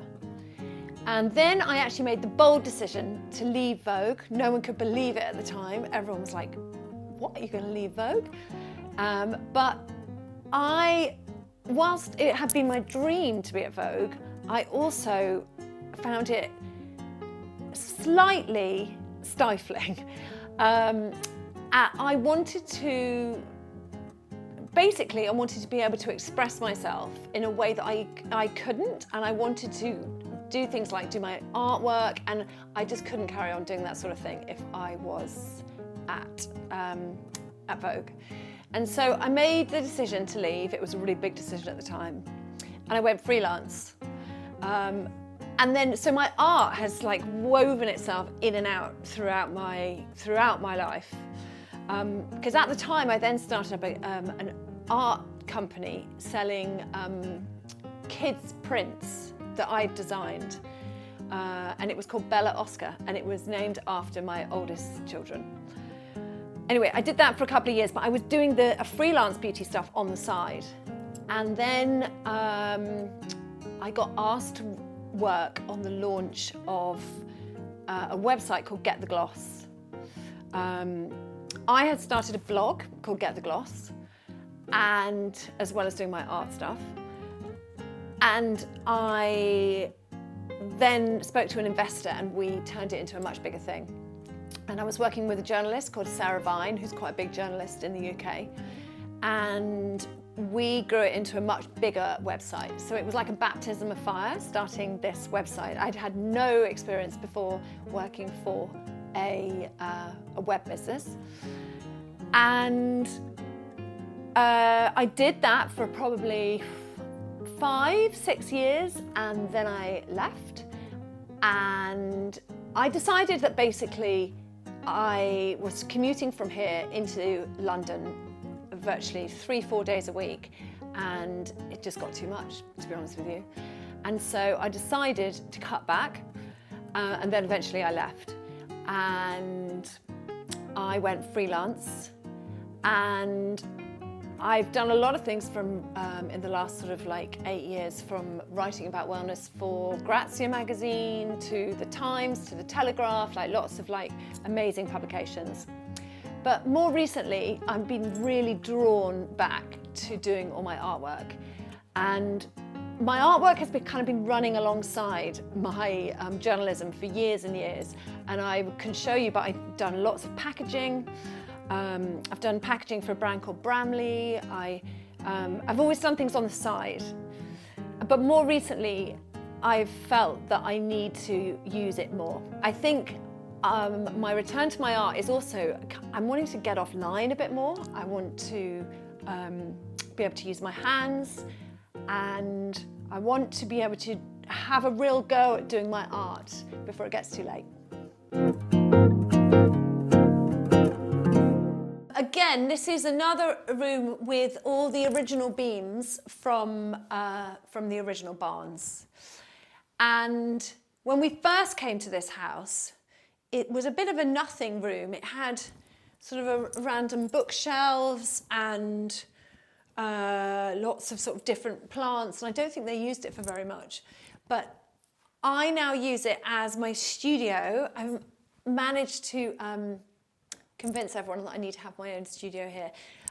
But my little daughter, who is 7, she needs a place for all her stuff. So I sort of share it with my daughter, who has it as her playroom as well, which can get a bit hectic because she creates such a mess. So I'm always tidying up her stuff. But this is my desk. I bought it on eBay, always looking for old things that I can update.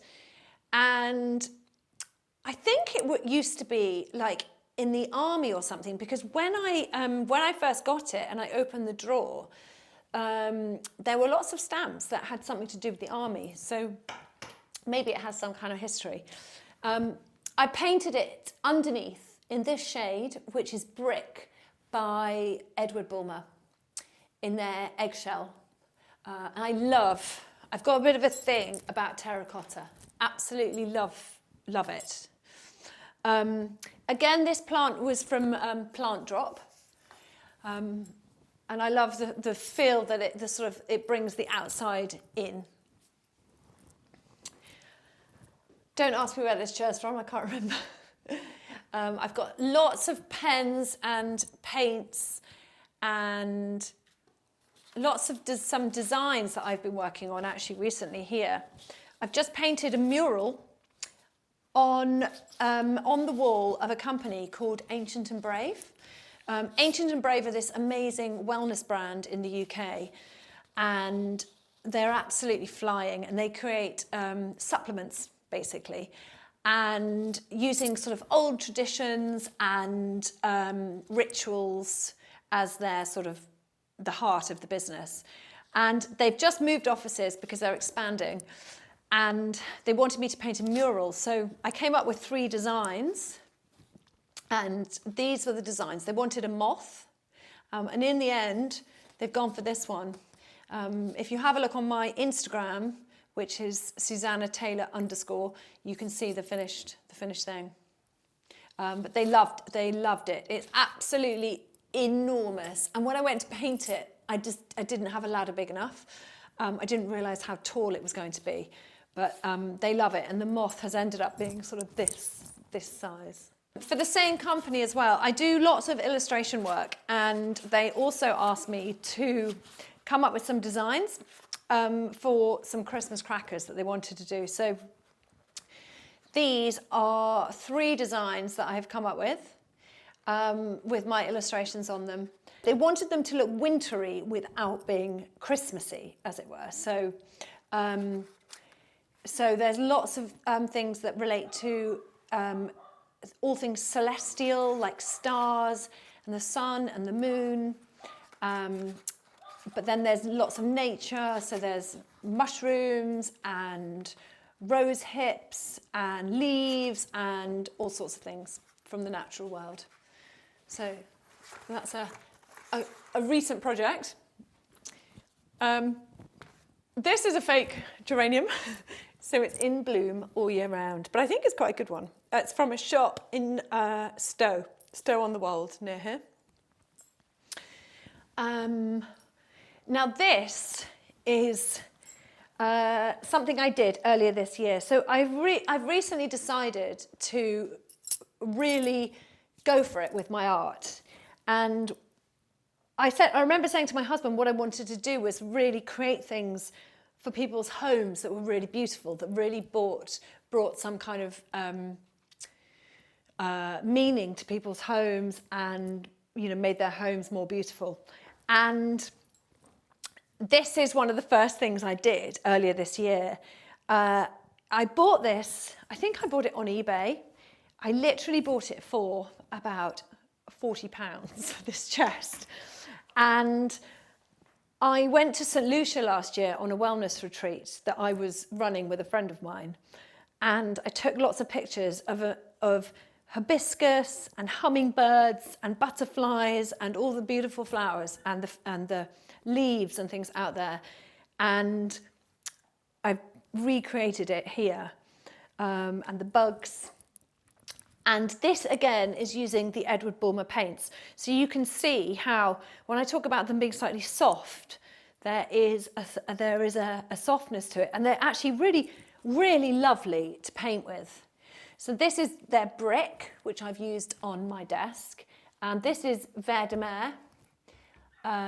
And yeah, this is Cuisse de Nymphe, which is one of their beautiful pink shades.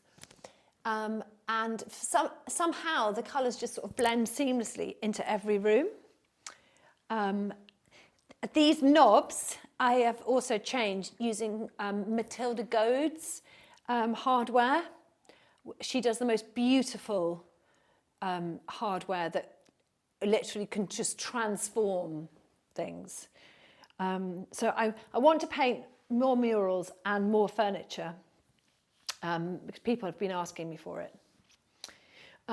There's a brand called Bramley in the UK, and for years, I have been illustrating some of their products. So this is called the Bramley Village, and it's a range of houses that are like gift sets. So this is a dog grooming parlour. So you can see there's like a poodle who's having his hair blow dried. There are 2 dogs having their hair set. He's reading Dogue. And this doggy is reading The Woof, and these doggies are being pampered. And inside, so you can buy these on their website, and they're also available at Fortnum & Mason's in London, and I've actually seen them in our pet shop in Chipping Norton, so they're now available more readily. But the brand is called Digby, but it's owned by Bramley. And I've illustrated all the packaging as well. So these are dog products. This is a conditioner, dog conditioner. This is a dog soothe spray, I think calming your dog. This is dog refresh spray for stinky dogs. Dog wash, and then this is a Wonder Balm for cracked paws and that sort of thing. But there's different ones. So there's this one, then there's like a Cotswold cottage. This is a Cotswold Christmas cottage. And then there is another, it's called the Bramley cottage.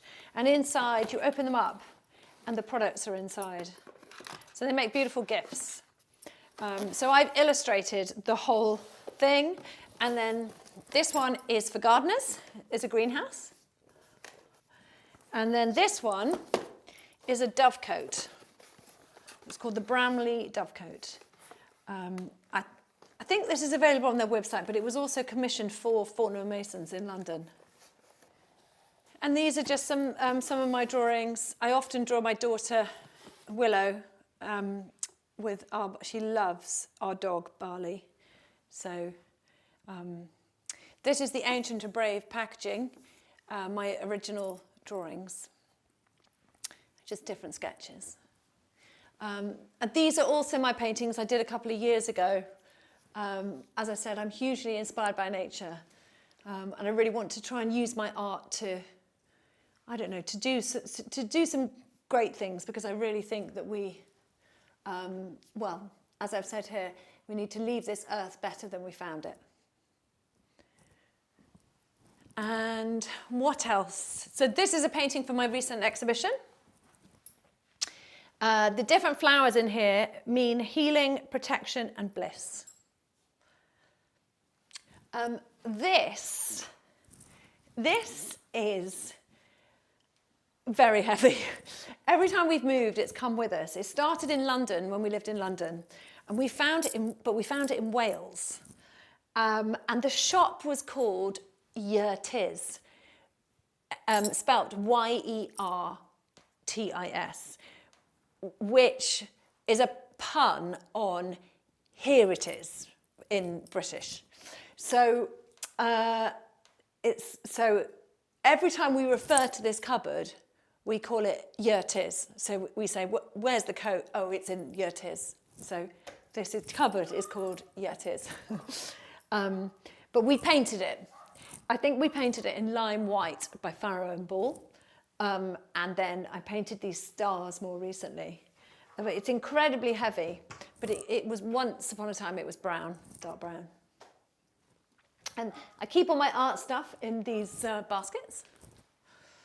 Another of my paintings, this is a geranium. I don't know if you know, but geraniums stand for friendship and happiness. And all my paints, lots of books about flowers, notepads. I have so many notepads. I love writing things down, writing notes, and I really think that we don't use our hands enough and we're using our phones too much, and actually we should be writing more notes and things and journaling. This another chair that I've bought that I've upholstered in Fermoy fabric. I think I actually got that from their seconds place in Marlborough as well. These rugs are just really inexpensive from Dunelm. We'd love to change this floor. It's not quite how we would have it, but it's quite an upheaval. So we've put these rugs down for now. So I've recently put up on my website all my art, and I've set up a gallery for all the works that are available. So you can head to susannataylor.com for that.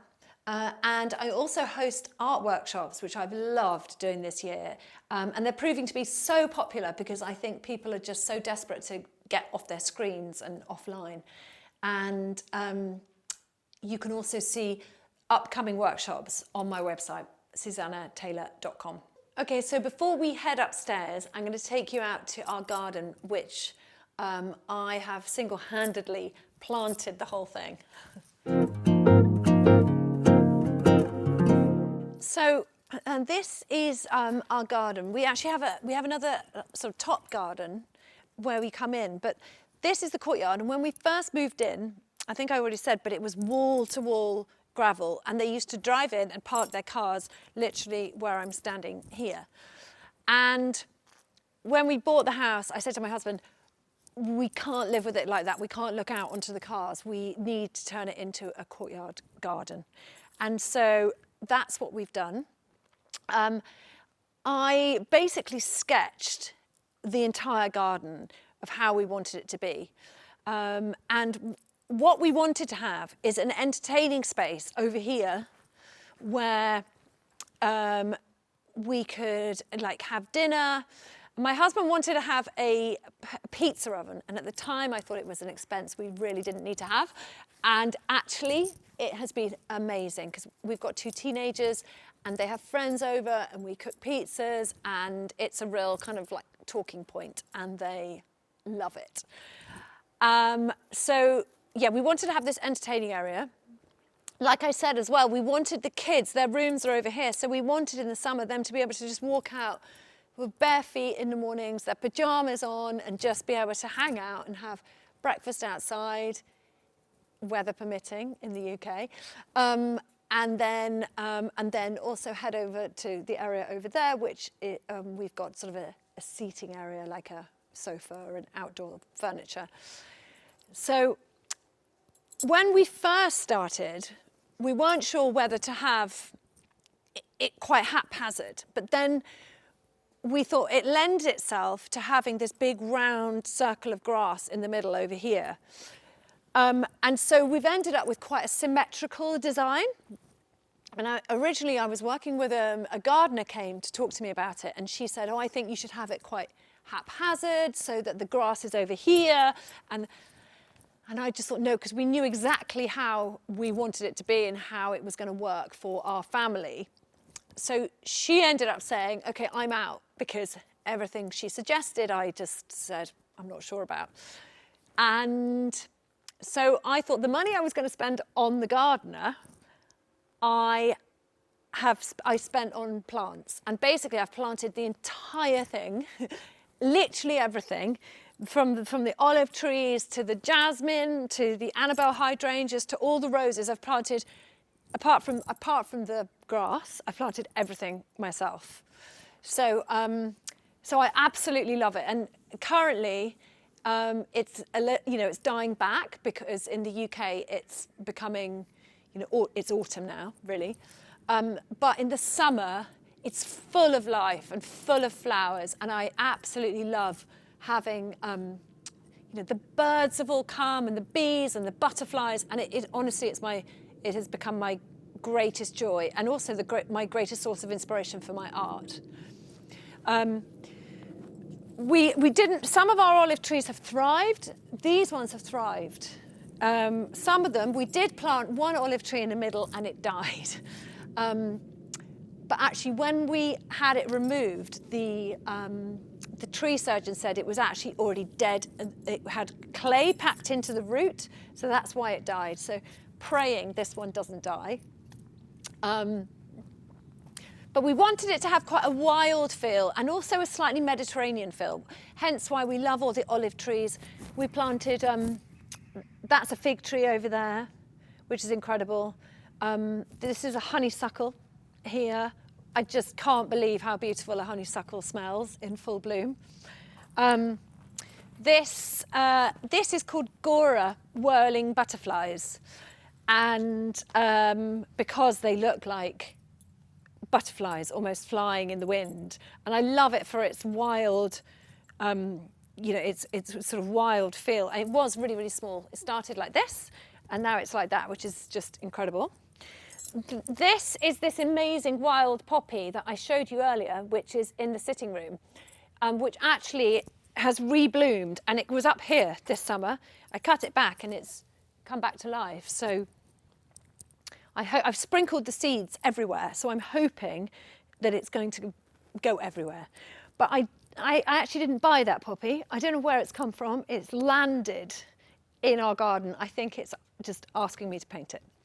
I have also planted lots of David Austin roses. So I'm sure people know, but in the UK there is this amazing rose business in Shropshire called David Austin.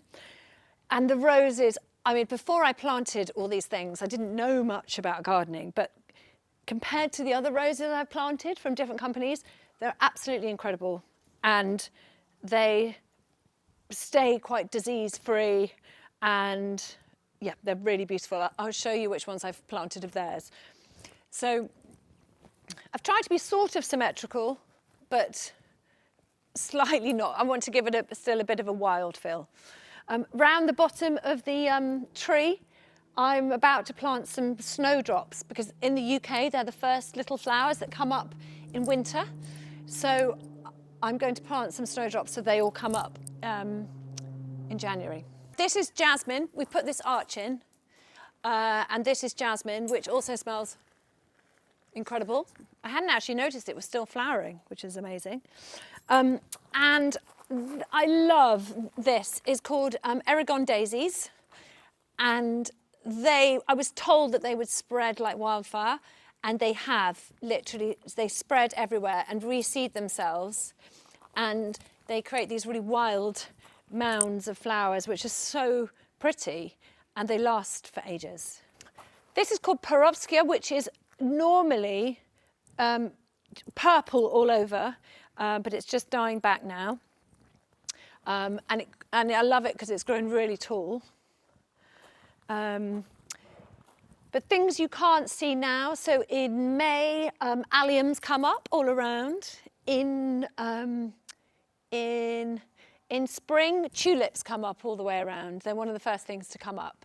I planted sort of really dark, quite black tulips and pink tulips. There's lots of lavender. Oh, and there are irises dotted around as well, and they're amazing. They've really grown since we planted them. And this, I'm really glad that we left some spaces. When the builders came in to do the patio, I think it was really worth us pre-planning to build in some holes so that we could put these in, because I think they're really effective. I love the sort of the smooth feeling of these balls against the wild of the rest of the garden. And when the builders came as well, we told them to dig us some big holes to put roses in. So this is a David Austin rose. It's one of the first things to come out in the garden in springtime. This is another one, which has huge sort of flat roses. You can just see them dying back now, but they're flat and wide and absolutely beautiful, rather than the sort of the normal round, tighter cluster. And then this one isn't. This one isn't. This one isn't David Austin, but it's still very, very good. I read an article in the Times saying some of the best roses, and this one came up. Although this one doesn't smell very much, which is a shame. And then this one here is also David Austin, and it's a rambling rose, and it goes absolutely wild. It only flowers once a year, but when it does, it's covered in like little whitey pink pom-poms everywhere. We bought this a couple of years ago. Not particularly expensive. Can't remember where. And the garden furniture came from, there was a teak sale literally down the road, and we sort of leapt on it and bought some things. And it came with this quite hideous looking sort of green lounger covers. And so I took them to seamstress I know with some fabric, and she recovered them. And this is kind of outdoor fabric, so it's, you can get it wet and things. Right, we're going back inside to take you back upstairs.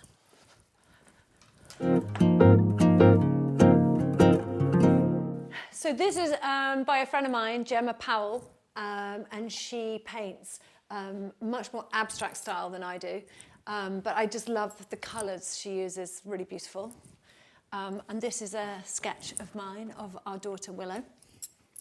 I'm going to take you into our bedroom now. So this is, this was in my recent exhibition in London called Flower Power. And it is, we were in Ibiza in the summer and we stayed in a house with the most beautiful garden that was full of limes and pines and bougainvillea and olive trees and Gora whirling butterflies, and I came home and decided to paint it. So this screen is part of that. I was debating whether to paint hollyhocks, but I thought it'd be a bit more exotic to paint an Ibiza garden. I've got like I think I've said before, I've got a thing about upholstering chairs. So this was an old chair, and I had it upholstered again in Monastery fabrics. Now these cupboards, when we first arrived, were very orange varnish, and we toyed with getting rid of them. And then we thought, actually, no, I think we can paint them. So we just painted them, and we changed all the hardware, which was black. We changed it to brass, and I think it works really well. I think that is shaded white by Farrow & Ball. This chaise longue I bought in an auction in Banbury, which is sort of half an hour from here. And it's Victorian, and I think nobody wanted it because I put in an offer of like £30 and got it. And again, I've upholstered it in Monastery fabric. Bit of a running theme. This little rug actually has quite a lot of history. I did a trek in Jordan a few years ago. When we first came out of COVID, we went to Jordan and did a trek, and it was incredible. And I ended up trekking to a monastery, and basically I bought this right at the top of a mountain in a monastery, and I brought it down with me and brought it back with me. This fabric again is Rapture and Right, and this is another of my paintings. This is the lily, which stands for faith and hope. The bedside tables, again, I think they were a junk shop find. We've had them for many years, and we painted them. And I actually don't know what brand these lamps are, but a friend was working for a lady who was getting rid of them. And so I said, I'll have them. That's basically the story of that. When we first moved in here, there was a wall here.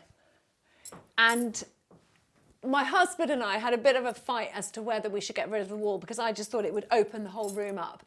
And I won in the end. And he now agrees that it was the right thing to do, because it has opened the whole room up and it was a bit closed off. And we've done exactly the same in the spare room, which is the other side of the staircase. This is my dressing table. I've had this for many years. I think I bought it from Graham and Green. I mean, many, many, many years ago. And because I've got a history of being a beauty and wellbeing editor, I am a bit of a beauty junkie. So I've got lots of products. And this mirror, when we lived in London, it came from a vintage shop. We lived quite near Richmond, and it came from a vintage shop near there, which I loved, and I used to go to all the time. And so we've had it literally for about, I don't know, 30 years, 25 years. This is another vintage chair that I had reupholstered, and we've got different colour buttons. A couple of things I love at the moment is this. It's by a brand called Bioma. It's not particularly expensive, but it's a hydrating milky toner that you put on under your moisturiser. And you can, my skin is very dry, so you can feel that it just takes the edge off having dry skin. And it feels like it makes your moisturiser even more effective. Another product I love if I'm going out somewhere and want my skin to look great, is Charlotte Tilbury's Magic Cream. Always does wonders and somehow makes my skin look way better than it actually is. Makeup wise, some of my favourite products come from Gucci Westman. Westman Atelier is her brand. Gucci Westman is the makeup artist who started it, and her products are just incredible. I think they're some of my favourites. These are bronzing drops that you put, you can add to your moisturiser, or you can add as a highlight on your cheeks. Absolutely amazing. I also am a bit of a fragrance junkie. I love beautifully made fragrances. I do think that the art of fragrance making is totally underestimated. It's a bit like creating a work of art. You know, it's like the equivalent of an orchestra working together in music. It's creating top notes, middle notes, bottom notes, and some of the most amazing fragrances are just mind-blowing. I personally, some of my favourite fragrances, this one is called Portrait of a Lady by Frederic Malle. Whenever I wear it, people say, oh my God, what are you wearing? I don't wear it all the time because it's quite powerful scent. But I wear it when I go out. I like to keep it for special occasions. And it's so incredible. It actually smells amazing on your clothes. So if you were to wear a coat and spray it, the coat will smell for weeks afterwards, faintly of it, and it's incredible. I also love Diptyque, and this is a brand in the UK called Fern, who have a very clever idea where they do limited edition fragrances throughout the year. So they do four with every season, so spring, summer, autumn, winter, and they're organic scents, and it's just a beautiful brand based in Somerset. So I'm going to take you into the bathroom now, which we haven't done up totally yet, but I want to show you the mural I've painted on the wall. So this is a wall of herbs, basically, and I wanted to bring the kind of the rustic vibe of herbs and, you know, the flower and vegetable patches outside. I wanted to bring it inside, and so I've painted lots of different types of herbs, from chives to parsley to coriander to chamomile, rosemary. As you can see, I haven't quite finished it yet, but it's a work in progress. Okay, so this is our spare bedroom, and it's actually though where my daughter normally sleeps, my 7-year-old, because her bedroom is quite far around the other side of the house and she gets scared coming through in the night, so she sleeps in here a lot of the time. And again, we haven't quite finished this room, but we put in like paneling here. We are actually going to finish the wallpaper and put it all around the room. But this wallpaper I love is from Rapture and Write. Again, I've used their fabrics throughout the house, but I love this. But I totally underestimated how much wallpaper you need, and I thought I had enough to do the whole room and only have enough to do one wall. So currently it's unfinished, but yeah, and I love the ochre yellow, and I love this blue against it. This again is an old piece of furniture of ours that we have, I've painted in, it's called Cerulean Blue by Edward Bulmer. Oh yeah, and then this little window here is where Barley comes and sits and watches out for any intruders, or just watches the world go by. And this chest of drawers is my grandfather's old chest of drawers, so I feel very, very happy to have it in our house because he was a wonderful man. So this landing actually gets wonderful light at the end of the day, and sometimes I find my husband just sat up here on his laptop because the sun streams in, which is really lovely. And I found these beautiful Japanese prints. They're actually kimono designs. in an antique shop in Woodstock, which is about half an hour away from here. This lamp is from Pookie, and the lampshade is by a designer called Penny Morrison. And this, I think, was a second-hand find. And again, these chairs are upholstered again in Fermoy fabric, and I had the cushions made as well, so I could get exactly what we wanted. The things I love the most about this home is I love the fact that it's slightly off the beaten track, that it's very, very buzzy in the Cotswolds, around places like Dalesford, around Great Chew, where Soho Farmhouse is, and we're about sort of half an hour away from there, and I like the fact that it's a bit removed and people don't really know this little pocket that well. So I love that. I love the fact that it's very rural. The countryside around here for walks is beautiful, with amazing sort of rolling hills and woods, and every time I go out I'm wowed by the beauty of the countryside. I love the lightness of this house. There's a lot of light streaming in different rooms, different times of the days. As I said, that's really important to me, being in a sort of light environment. And I love the courtyard. I love the fact that it's built in a sort of horseshoe shape around a courtyard. When we bought the place, the courtyard was, as I was saying, like a car park, and people used to park their cars there. But we have totally transformed it into a courtyard garden. And what we wanted is that in the summer, the kids could, say, run out of their door over their side of the courtyard and run across and get breakfast and run back with bare feet, and it just to be a very sort of indoor-outdoor house. And that's exactly what we've created, and we're very proud of that.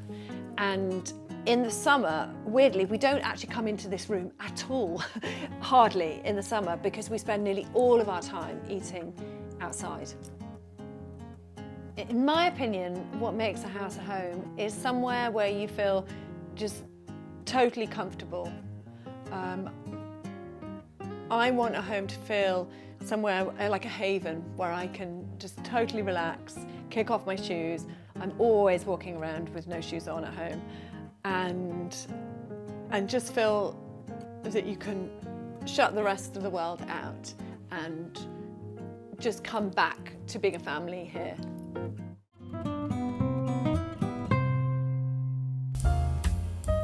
Today we're in the Cotswolds visiting the extraordinary home of jewelry designer Scheherazade Goldsmith, founder of Locket. We come here at weekends.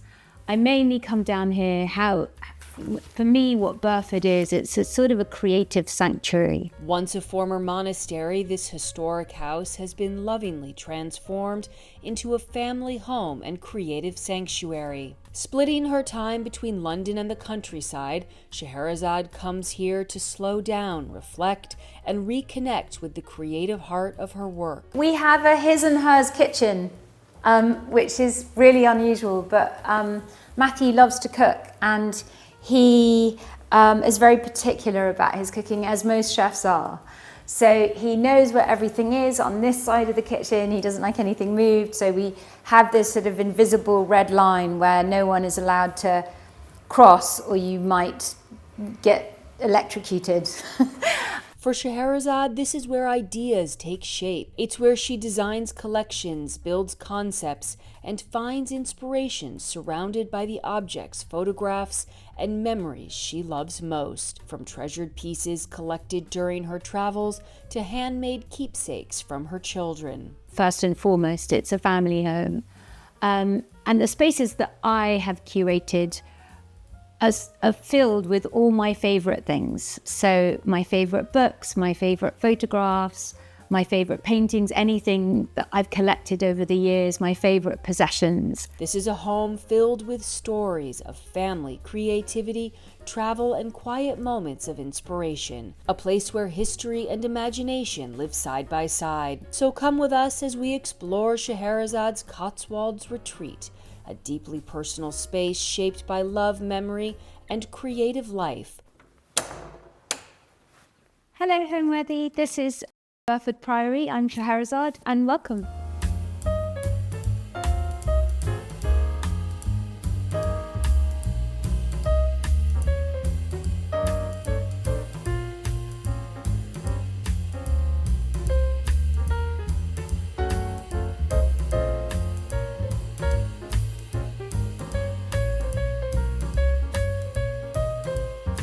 You're watching Homeworthy, where we believe every home has a story. Hi, I'm Scheherazade Goldsmith. I'm the founder of Locket London. Welcome to Burford. This is my home in the Cotswolds. Brought me to the Cotswolds is love. I fell in love about 5 years ago with a man who had bought this incredible home, and he'd converted it from a monastery into a family home. And I moved here about 5 years ago, but we still divide our time between London and the Cotswolds, reason being is work. So my Locket London office is still in London, and we come here at weekends. For me, what Burford is, it's a sort of a creative sanctuary. So I come to Burford to do all of the design element and the creative side of Locket. So when I need to create a little bit of quiet space in my head, this is actually the room where I come to get all my inspiration for the collections and the websites and etc.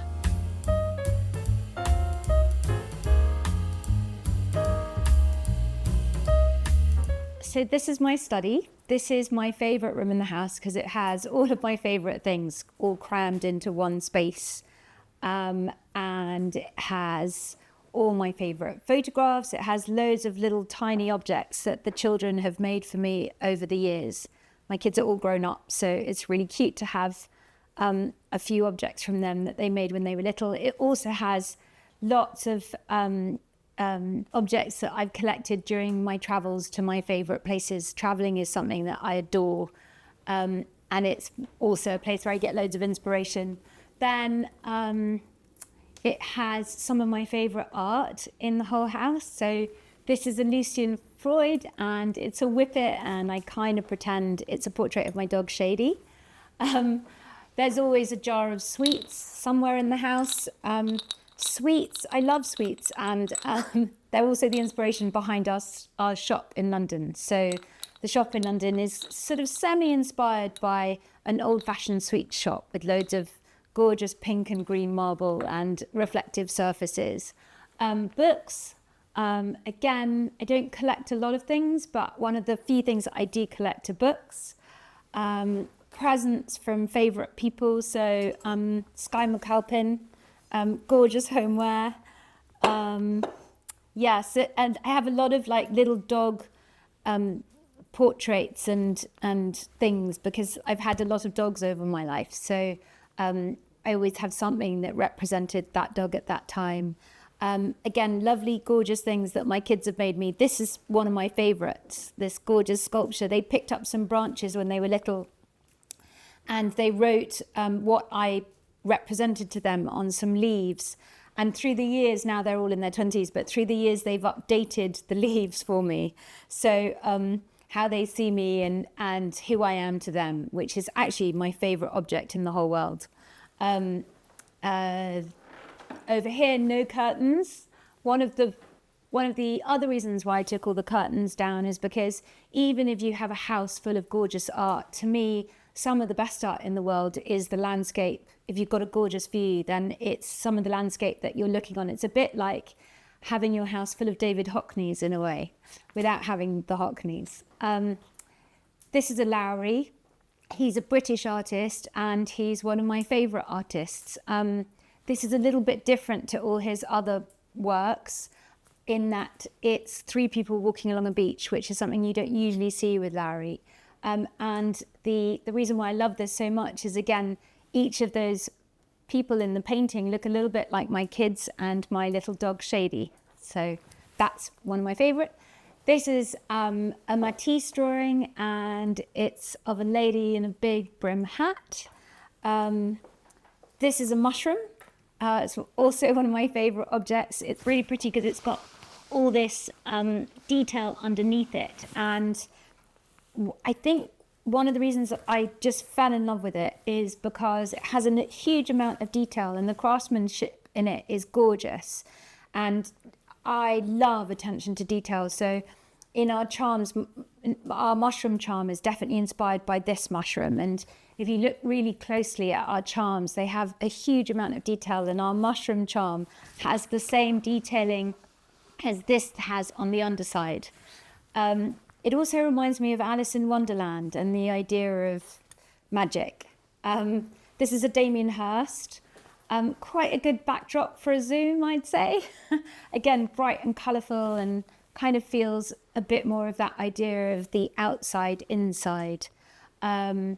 This is my mood board. This particular mood board was what I put together for the inspiration behind our store and the sweet shop. The I Love You is a Peter Blake that my boyfriend gave me. So yeah, it's fun and bright. And this is a Jenny Saville, who is my favourite British portrait artist. This is one of her really early works. Last but not least, I'm slowly doing up the house. It's taking me quite a long time as I'm going room by room, and I'm doing it myself. And I like to understand how a house feels or how you live in a room before I decorate it. And so there's always lots of different fabrics lying around somewhere in the house, sort of positioned somewhere, because I constantly play with the different fabrics before I make a decision on what I'm going to do with that room. And this room is predominantly blue and yellow. Again, it's kind of quite bright, happy, feminine space, which I just love.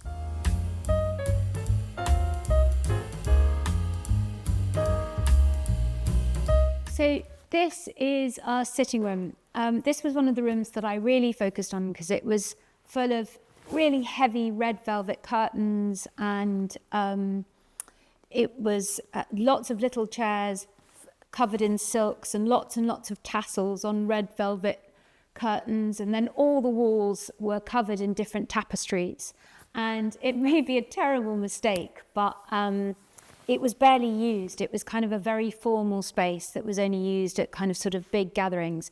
And I thought it was a terrible shame because it's such a beautiful room with gorgeous windows and gorgeous views outside. And so I really wanted to actually just spend more time in here.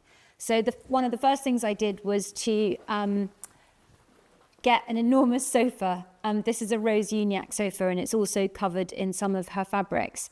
And the other thing that I really love about these houses is, the interesting thing about really old houses in England is different parts of them have been put on. So they've evolved. The houses have always evolved. So there's always a section of the house that is 200 years old, and then there's another bit that's 100 years old, and then somebody else put on another bit, 50 years ago. So they evolve with time. And I think the same should be true of furniture in a room. So I love the idea of mixing different furniture from different periods. So you might have something, that is traditionally quite old, like this chair, which is a Howard chair, but then I've mixed it with a bit of mid-century design, like the Jeanneret chairs. These are Martha Bloomstead, who was in the 1950s as well. And the art, again, we sort of mixed it around. There was a lot of heavy portraiture all in this room, and we changed it. I felt like this is a really lovely tapestry by Grayson Perry, but actually the tapestry itself is of an older period, so more the period of, even probably before the house. So it sort of reflects this room itself. It's a really interesting portrait of different writers and artists of a period in England. William Lentil was the person, I think, who built this room, but he certainly built the ceiling that's in this room, which is absolutely fantastic. And actually, if you look at our Look at London website, you might recognise many of the motifs. And he also built the chapel that's attached to the house. So this room, in a really gorgeous way, is now at the weekends filled with babies trying to climb up on the sofas and people reading newspapers, dogs, all sorts. And it's particularly, not today, sadly, but when we do have that, it is particularly gorgeous at sunset if you have the light streaming through the windows. And of course, the big fireplace. I usually sit very close to the fireplace. I guess that's the challenge of these big houses, is how do you keep them warm? The other part of these rooms that I find really inspiring is the fact that I feel incredibly lucky in this country that we have these really old houses that have so many stories attached to them. And as I said, as you go from room to the house, often the whole style of the room will change because it's had different inhabitants. And a bit like me changing the interiors that were here before, every so often somebody comes in and completely changes the decor of the room. And so you see that through the rooms themselves. And there's something about that which always makes you feel that although one of these houses might be your home, you never feel like it's yours. It always feels like you're a custodian of the space. And all you're actually trying to do is to make it as lovely as you possibly can for the people in your life that you love. Those are Andy Warhol's, which are really lovely. So there's a whole bunch. And actually, there is Sigmund Freud in this collection, which is quite funny because my boyfriend is Matthew Freud, so a relative. So yeah, that's probably the only family portrait that we have in the house. His niece is this incredible potter who does gorgeous plates and candles, again with really fantastic sayings. This one says, "I run a tight shipwreck." And they're all quite funny. Locket came about quite a long time ago now. It was founded about 12 years ago. And it really came about, like most ideas, where you think of something that doesn't exist and you think, oh, I'd really like that for myself. I was a journalist at the time and I had a big Tiffany's charm bracelet with huge charms on it, and it would make lots of noise on my keyboard and I was always working to a deadline, so I found it extremely distracting. And I thought to myself that I'd really love to be able to carry something that had all of those charms, but that were in one place. And I think, like many ideas, you experience lots of different things in your life, and you don't really know why or how you experience them or if they'll ever end up having an influence. But inevitably, everything that you do has an influence. And I spent much of my childhood at Gray's Antiques because my uncle was is still and was an antique dealer. And Gray's was sort of the central hub of antique jewellery in the entire world. So if ever you wanted to hunt down some very rare Cartier piece or Van Cleef piece, Gray's was the place that you would go to find it. They had the sort of very best pieces that you could ever look for. So I would spent much of my childhood actually sitting at his corner stand on a stall, meeting all of his friends, the other dealers, and just watching all of this sort of antique jewellery being sold and come in through the doors. And lockets themselves are a Victorian idea. And I sort of loved Victorian jewellery as a child because it did many things. It was never just one thing. So it was either about a locket that had a story, or it was a piece of jewellery that sort of initiated as a brooch, but then you could take it into pieces and a piece would become earrings and the other piece would become a pendant. So jewellery, it was about jewellery that did many things, but mostly what antique jewellery does is it tells a story. Jewellery has always held a very strong sentimental value. And so really Locket came together because of that principal idea of wanting something for myself that I couldn't find. And then the reason that it evolved in the way that it has is because I became really engaged with how customers, bought into Locket or how they designed their own pieces. And as a woman, I was extremely encouraged by the ability for women to express themselves through their lockets, but mostly to be able to celebrate themselves. So when our customers come through the door, it's often because they've experienced, something's happened that they're celebrating. That can be something as simple as a birthday or a milestone or an achievement. But it gives people the opportunity to spend 5 minutes thinking about themselves and what they've done and all the achievements in their lives. And they curate this piece of jewellery that has everything inside it that is meaningful to them. The other important thing to know about Locket is much of my 20s was in the 90s and early 2000s, which was an incredibly playful period in fashion. You know, we had Miuccia Prada, we had Marc Jacobs, John Galliano. We had all these incredible designers who were sort of at their peak during that time, or their creative peak. And it was about, again, it was about having fun through fashion. It allowed women to be extremely feminine, but at the same, Phoebe Philo as well, to be extremely feminine, but at the same time, you know, dress in a way that they could have fun with, at the same time as being successful or anything else. It was sort of a movement away from serious shoulders and serious suits to actually being able to express yourself through the clothes that you wore. So that also has had a massive influence on Locket. I love playful femininity in design and fashion, and Locket is that. It is a very sentimental piece of jewelry. It is about celebrating yourself. It's very meaningful, but at the same time, it's incredibly playful.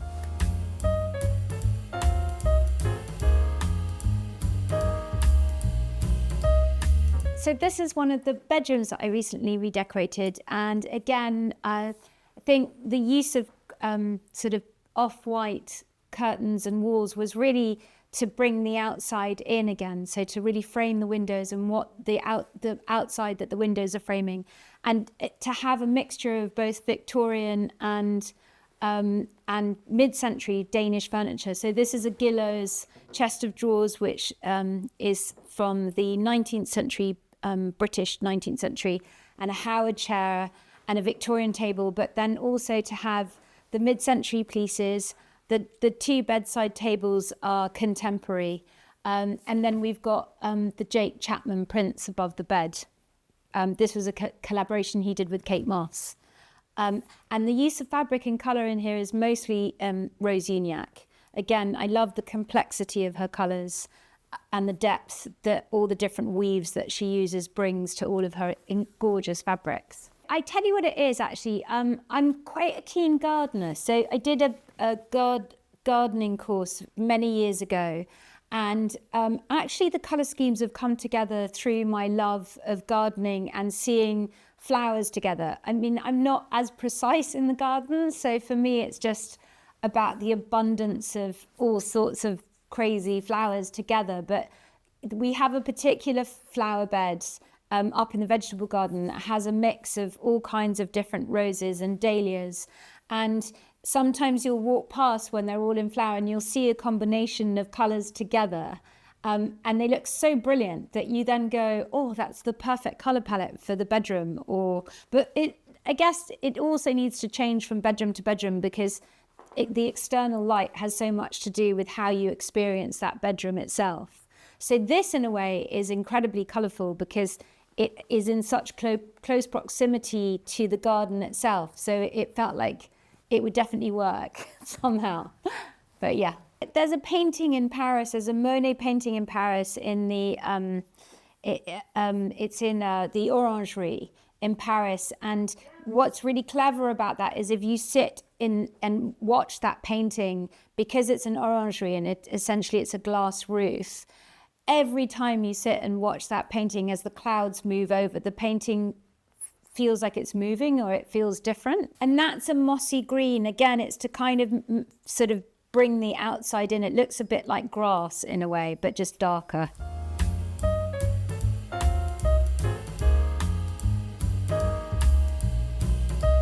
This is our family room. So this is where we watch TV. So again, lots of big, deep sofas, lots of blankets, which are essential.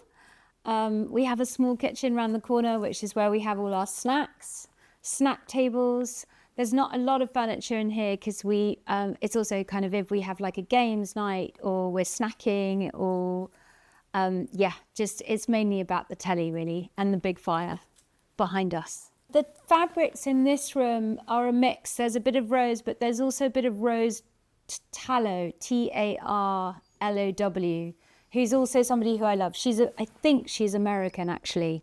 And the other bits of furniture in here are things that I've actually had made, that I've worked with a man called David Correndon for a long time, and I used to work with his father. So we've been developing stuff together since my early 20s, but some of the pieces of furniture I had particularly designed for here. The other aspect of this room that is really wonderful is it has a direct view on the Richard Long, which is outside, which is a piece of sculpture, which it kind of goes at odds with what I would usually like, but it's something quite fascinating about a jagged edge sculpture that actually feels really gentle because it's in this sort of greenscape outside the house. And again, it's a kind of juxtaposition between a really old house, a really old, part of the house, corner of the house, and this contemporary sculpture.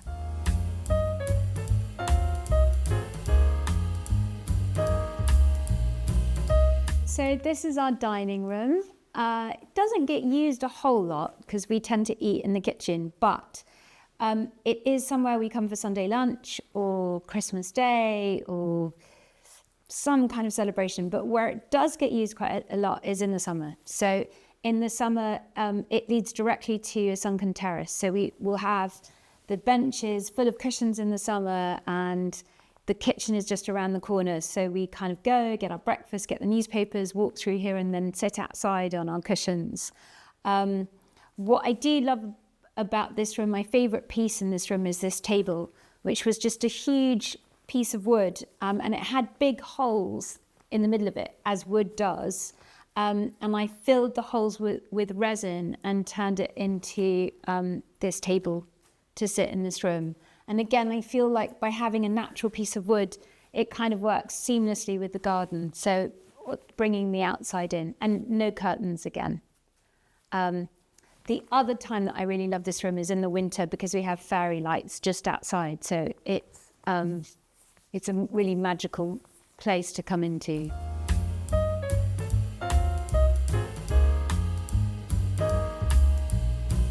So we have a his and hers kitchen, which is really unusual, but Matthew loves to cook, and he is very particular about his cooking, as most chefs are.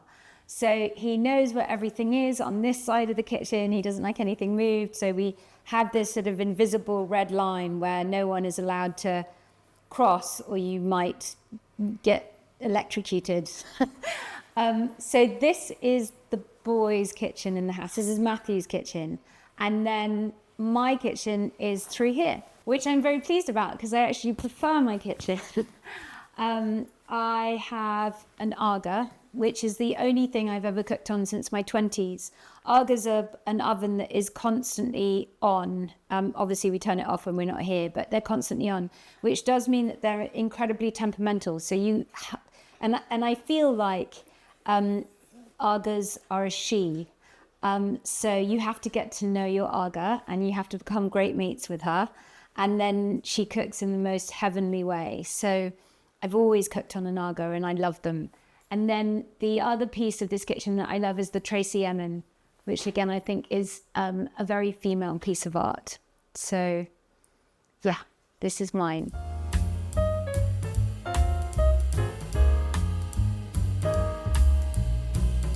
This is a shared dressing room, so but we have two different sides of the room. So I have my photographs here, and Matthew's photographs are all that side. The two mirrors I really love. We have a charm, which is a linked heart charm, and the mirrors really reminded me of our linked heart charm. They're kind of dancing together, which I think is really fun. And then again, it's a mixture of just different really comfortable chairs and fabrics. So as you can see, I'm a big fan of the lambswool. In a house like this, you need it to kind of feel cozy and warm. I also love bits of furniture that use vintage textiles, so old French linen textiles. I'm sort of obsessed with vintage fabrics and try and find offcuts wherever I can and use them on cushions. And a deep bath, which of course is an essential. It's funny enough, old baths tended to be really deep, which I don't really understand why, because there was no running water, but they are gorgeous to lie in, and it's kind of a place, again, to get warm and relax. These curtains are from Robert Kime, who was an interior decorator who very sadly died a few years ago. But when I was in my early 20s, I met him at a dinner, and he had such a huge love of antique textiles, and he very kindly invited me to go down to his barn in Hampshire. And he had this massive barn that was, I don't know whether it's still there, but it was huge, and the entire barn was just covered in antique textiles that he'd collected over his travels.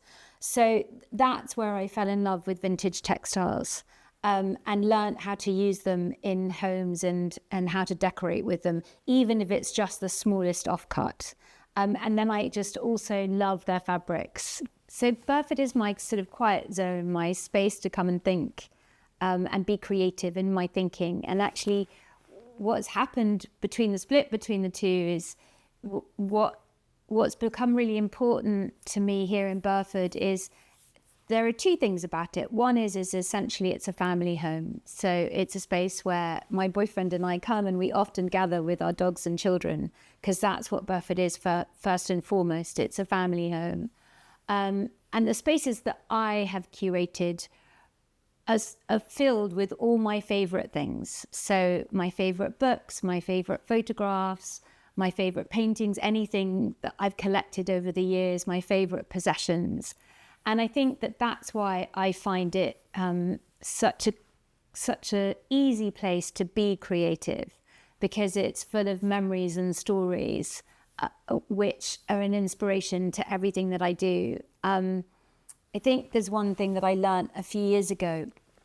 Actually, it's kind of something that they use when you're in therapy, the idea that human emotions are the same. So everybody's stories are different, but it's a bit like primary colours. We all express our human emotions in 5 very simple words, whether that's happiness or joy or sadness. There are sort of 5 principal words that you express your emotions on, and it doesn't matter what story you have or what experience you have, we're all going to feel those same 5 feelings because of whatever it is that we've experienced. And our charms, in a sense with Locket, are that. They're attached to a human emotion. So although different people have a different story attached to, I don't know, our iris charm, it is an emotion that is accompanied with each charm. So that's why here, when I'm creative about a charm or when I'm coming up with a new collection, there are objects around me that are making me feel all those different emotions, and that's what goes into the charms themselves.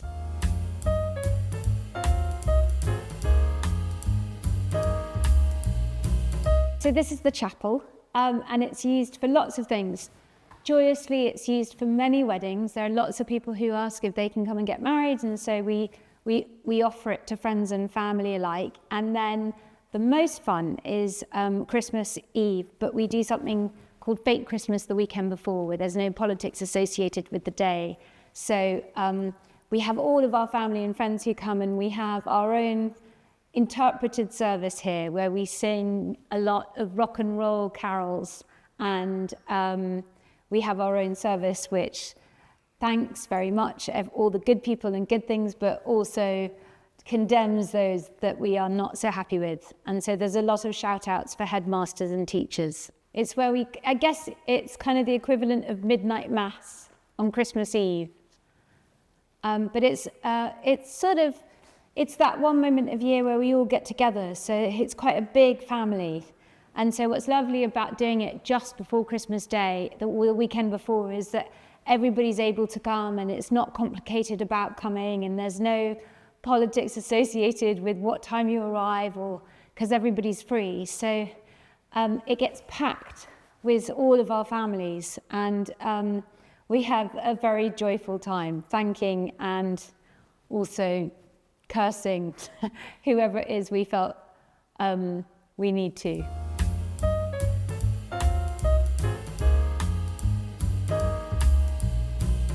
So this is probably my second favourite place of the whole house. It's the vegetable garden, and I made a lot of changes here. It wasn't a working vegetable garden when I got here, but it now is. And although it's pretty dormant at this time of year, as you can imagine. Although we do have the remnants of our Brussels sprouts, which I do grow every single year, and we use them on Christmas Day, but they don't get used otherwise.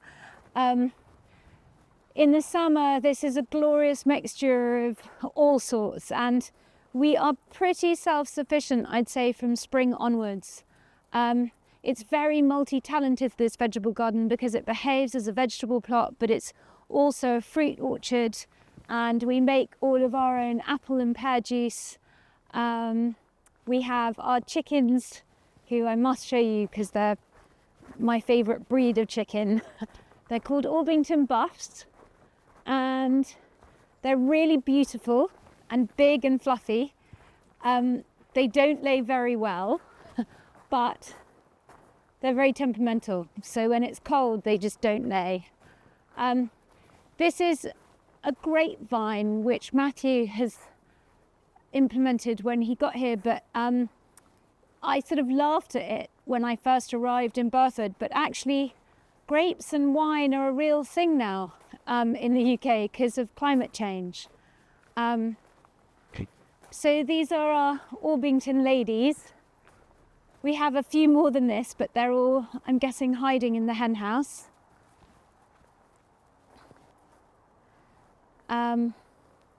So this was something that I implemented, and then we have, again, they're very dormant at this time of year, but we have the greenhouses. This one is often used for indoor plants in the summer, aubergines, peppers, that sort of thing, and anything for the house. And then over here we have, this whole section is a cut flower garden section. So this is the bit that I was talking about where we have a mix of dahlias and roses, and you get these gorgeous colour combinations which you otherwise would never have imagined.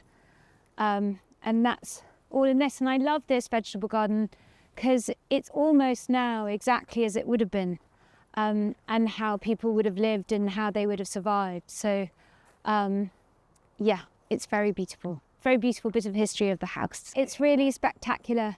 And actually we service, so Matthew a couple of years ago invested in Burford, in the little town that we're in, and he bought a hotel there. It's called Bull Hotel, and also the Highway Inn. And so now we grow a lot of the produce here that services the menus for those two hotels. So it's all organic and locally sourced and locally grown. And we make all sorts of things from it, like jams, and we have beehives and honey and all sorts. So when I came to Burford, it was gorgeous and beautiful and probably perfect in its original form, but it was quite formal. So the rooms were quite dark, and there was a lot of big formal curtains. It was sort of decorated in the style of the house, as opposed to being decorated in a way that you would live in it, or that we live in it, or that our children live in it. And it was really important to me. I love light. So I think, and it's funny actually, because actually with the jewellery themselves, the lockets are all about light. So the faceted crystal interplays with the charms, and the charms come alive through either the diamonds that capture light that surround the charms, or the diamonds on the charms. But light is really important to me. So when I came to Burford, I sort of set about taking all the curtains down from the windows, and making the place feel a lot more informal. And how I did that really was buying some really gorgeous, huge sofas. Rose Uniacke is one of my favourite interior designers in the world, and she also makes some of the most beautiful furniture, really, really comfortable and gorgeous. So as we walk through the house, you'll notice that there are many big, very deep sofas. The sofas also came from a love in the UK, and in many old houses. There was a brand of sofa called Howard chairs and sofas that was very popular sort of in the late 18th and I think 19th century. I can't quite remember what century it was, but they were incredibly deep. And the reason why they were so novel to everybody is because people were used to, in the Victorian times, all the chairs being really tiny. But we kind of don't live like that anymore. And when you have lots of kids that come and hang out and live, you want you know, kind of babies like crawling all over the sofas or crawling down from the sofas, and dogs and children and all sorts. So my decorative style, if you like, I really love fabrics. That's another love of mine. Aside from jewelry, I think my second love is fabrics, and craftsmanship. So the craftsmanship behind those fabrics. And so I love textiles, the different colours of textiles, the different weaves in textiles. So I set about taking down all the curtains, then repainting the house using much lighter colours. So actually what shone was not the walls behind, but actually the objects in front of those walls. So photographs, paintings, textiles, colours, and then the other part of what I did was the big sofas, and really going about changing all the textiles in the house. So again, really going to Rose Uniacke or Rose Tarlow or Robert Kime for their very subtle use of weaves and colours and floral motifs. So I think what happened to the house is it just became a lot lighter. That's what happened. And actually, we have 8 children between us, and the term that was used for my sort of slow whizzing around the house redecorating different rooms, because it has been very slow because I do it on my own, is that the rooms have been, there's been a Shazification to the room. So I'm Scheherazade, my nickname is Shazza, and so the rooms that I have redecorated have been Shazified, is our family term. Anyway, Homeworthy, it was really great to have you here on this incredibly freezing cold day. But hope to see you soon, maybe warmer times.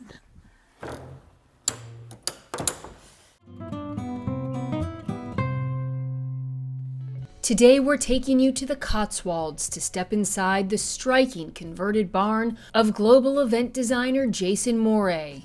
Known for creating spectacular experiences for Warner Music, including planning some of the most talked about Grammy after parties, Jason brings that same sense of drama, polish, and atmosphere into his home. Set among rolling countryside, this high-design barn feels more like a 1970s California villa than a traditional English retreat. With its expansive gardens, sculptural interiors, and effortless indoor-outdoor flow, it's a place designed to unwind, entertain, and escape. Together we'll explore this extraordinary countryside hideaway and discover how Jason has created a world that feels both international and deeply restorative. Hi Homeworthy, I'm Jason. Come and see my house in the Cotswolds.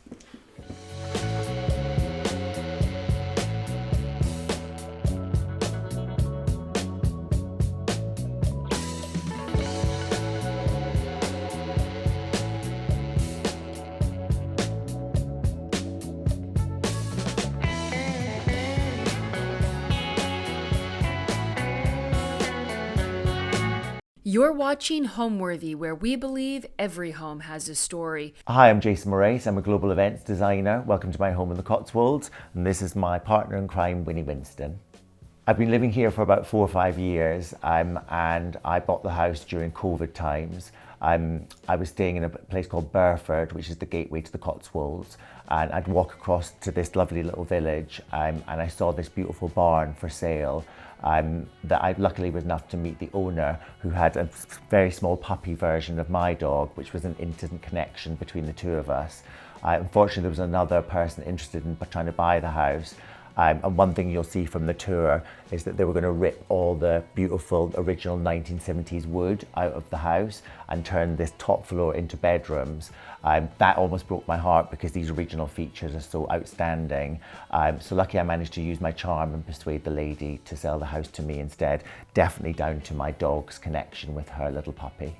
But from a very early age, I've been obsessed about aesthetics. I can remember when I was about 10 years old, asking my mum to repaint my bedroom like a beautiful yellow colour. And from that point on, I've always been obsessed by interiors and design. Luckily enough, I managed to start a career in the event industry about 30 years ago. and I've just continued to expand across those decades. I now do global events, organising events such as Grammy parties and Brit Awards parties. And you know, the process of organising those, I treat them like a design project. So it takes about sort of 6-7 months to sort of come up with a concept for the events, and then it's all about the planning and the design. And I love like designing bespoke carpets, bespoke furniture, and really creating a sort of like immersive event when we put on these fantastic parties.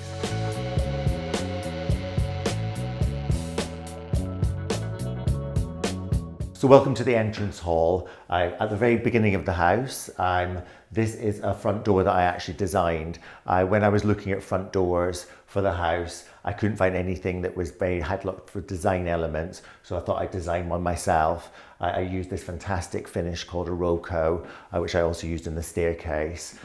With this beautiful double height high ceiling, I played on the sort of feel of an art gallery, and I love to have the contradiction of different genres of art.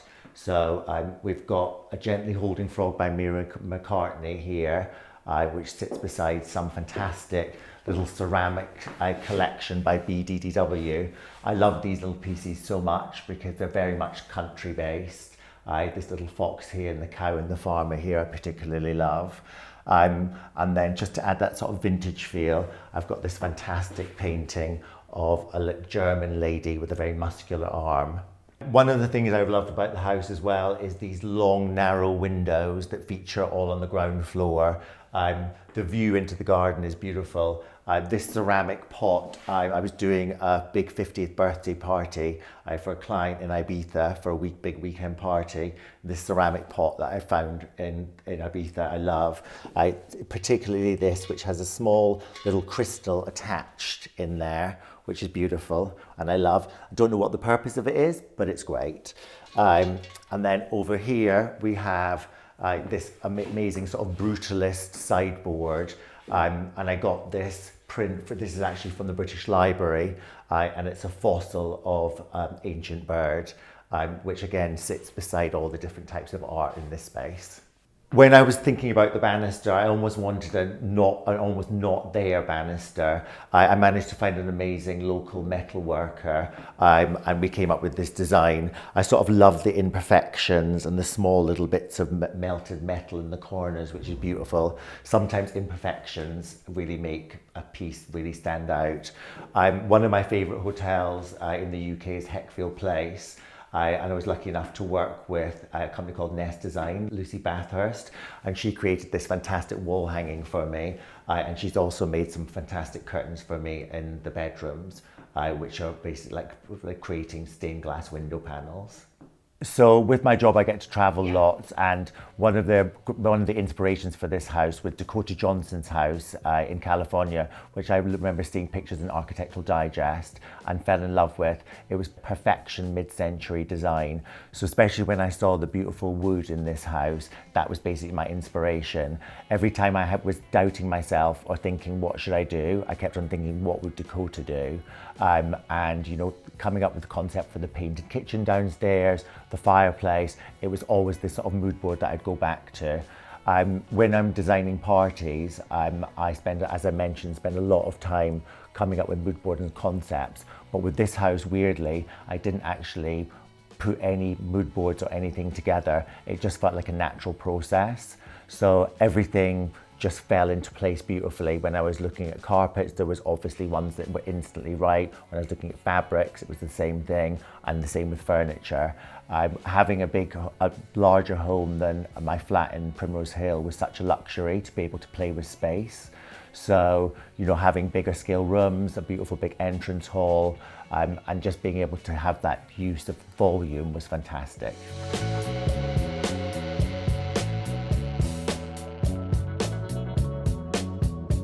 Here we are in the kitchen. As you can see, this is the painted kitchen that I mentioned before. This is definitely influenced by Dakota Johnson's kitchen in her amazing house. The tone of the burnt orange I thought worked perfectly with the brass counters, and the marble back panel and the counter is beautiful, and I love the butcher's kitchen sink that we have there. This is a 1970s bamboo sofa, which I reupholstered in dead R fabric, which I love. And continuing the 1970s theme, I've got a fantastic table which I often do my drawings at and do all my work.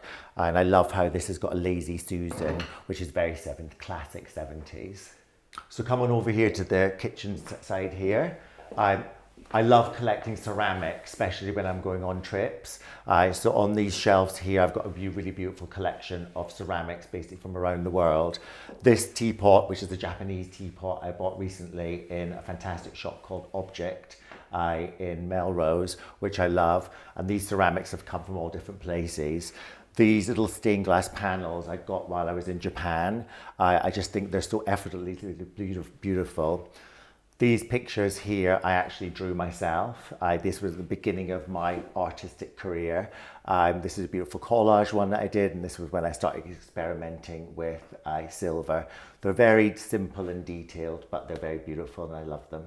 When I was picking colours for this kitchen, I wanted to have a non-traditional Cotswolds colour. So lots of the Cotswolds kitchens are green and yellow. And I just said, when I was looking at colours, this is from a paint range called Camo by Papers and Paints in London. And I can remember when I brought the colour to the builders, they were quite shocked that I was going to go for an orange kitchen, but when it was all finished, they all agreed that it was perfect. This work against the brass works beautifully, and the marble counter just adds a little bit of luxury into the space. On these wood walls over here, I wanted to recreate the wood from the ceiling above. So these are extra wide wood panels that I created a larder in. The larder is something that I've always wanted to have in a home, and just to have all the extra space for my cooking stuff is fantastic. When I moved to the Cotswolds, I basically couldn't actually draw whatsoever, and it was one of my long life passions to actually learn how to draw. So this house really inspires me, and you know, to have the time and the headspace to actually learn to draw has been fantastic. So I've been really focusing on portraiture, and this is the table that I sit and draw my portraits. I'm progressing really well, and one day I hope to have an exhibition at some point. It was one of my life goals. The sofa over here is an original 1970s bamboo sofa, which obviously the colour palette works perfectly with the kitchen units. And this painting I found recently in a fantastic shop down in Notting Hill in Portobello. I love the sort of mystery of it. All the sort of black line marks and this mysterious house in the distance is magical. The kitchen was something that I thought about a lot. I also love having inspiration from California, and I have like very oversized cactuses in the kitchen, and lots of the architecture in the buildings of Malibu, which I've often been lucky enough to stay in, has inspired the house.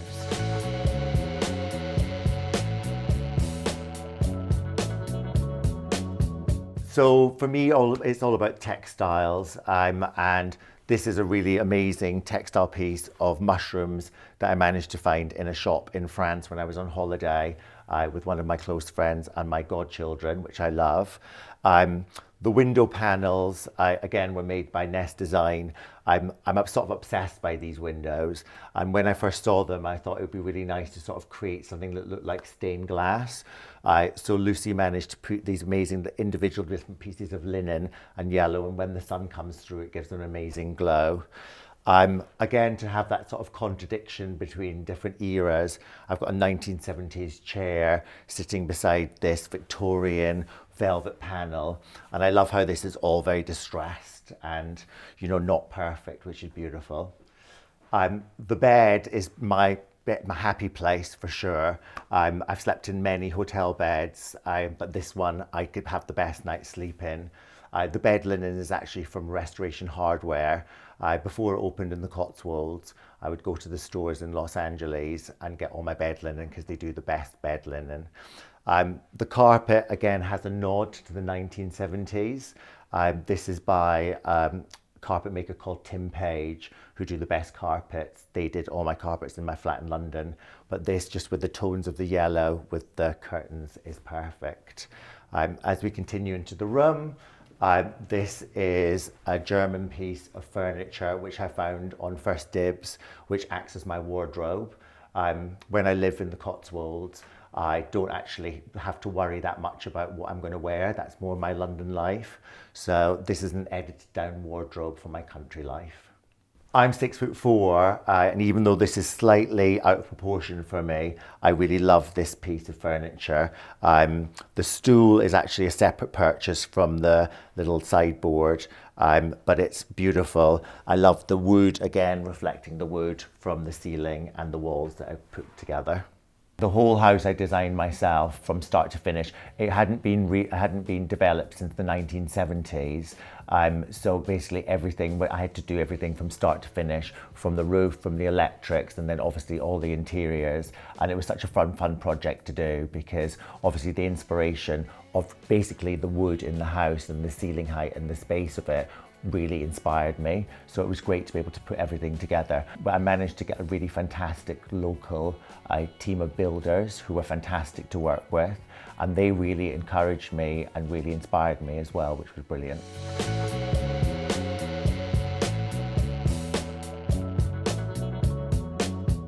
When I first did this bathroom, I painted it like a light colour because it's a slightly smaller room to all the other rooms, but I then realised having a darker colour in here works much better. It almost creates like a cocoon feel. So I painted it like a chocolate brown, which is actually the same range, same colour palette as the kitchen colour, so it's a nice story there. The tiles on the floor I absolutely love. This sort of monochrome black, white and grey pattern is beautiful. And then I've got this amazing freestanding bath and then a walk-in shower. This sink unit I actually designed myself, so the black marble goes with the black here and then picks up the the black detailing on the floor. I like to treat every room as a special place for pictures. So in this room I've got an amazing illustration by Tom O'Campbell and also a vintage Dutch painting in here.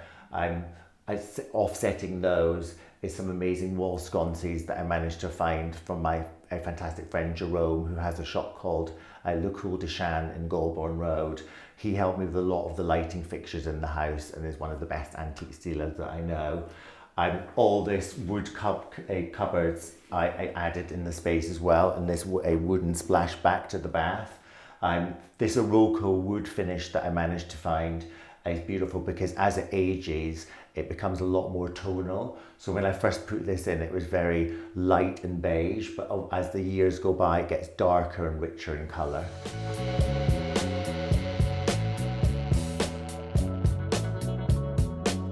Come on through to the living room. These curtains, I sort of feel like create like sort of members club feel rather than having a normal door. And I love the peekaboo of it all. So come on in. Welcome to the living room. These chairs are one of my favourite pieces. These are by a Brazilian furniture maker called Sergio Rodriguez. I've always loved his furniture. His sideboards with leather details are one of the things that I'm basically hoping to get at one point. The carpets again are by Tim Page. And obviously this is the ceiling that I fell in love with the house originally. Over here on this shelf, what's great about this house is having all this space to have curated clutter. So on this shelf is again lots of different items that I've picked up from abroad. I really love this 1970s sun a brass detail here, which is great. And then it's just really like lots of things from different travels. I have an amazing piece of pyrite that I found. And then these are little things from Peru that I got. This is a great cigarette holder that I got for a party that I did, and the little bird picks up cigarettes. And it's just really lots of different memories and lots of different things that I love. I'm basically a basketball player height, and when I got the house, and because I had this lots of space to play with, I designed this sofa specifically for my height. So this base sofa fits me perfectly, so I can lie down fully stretched out, which over the years I've not been able to do, being 6'4".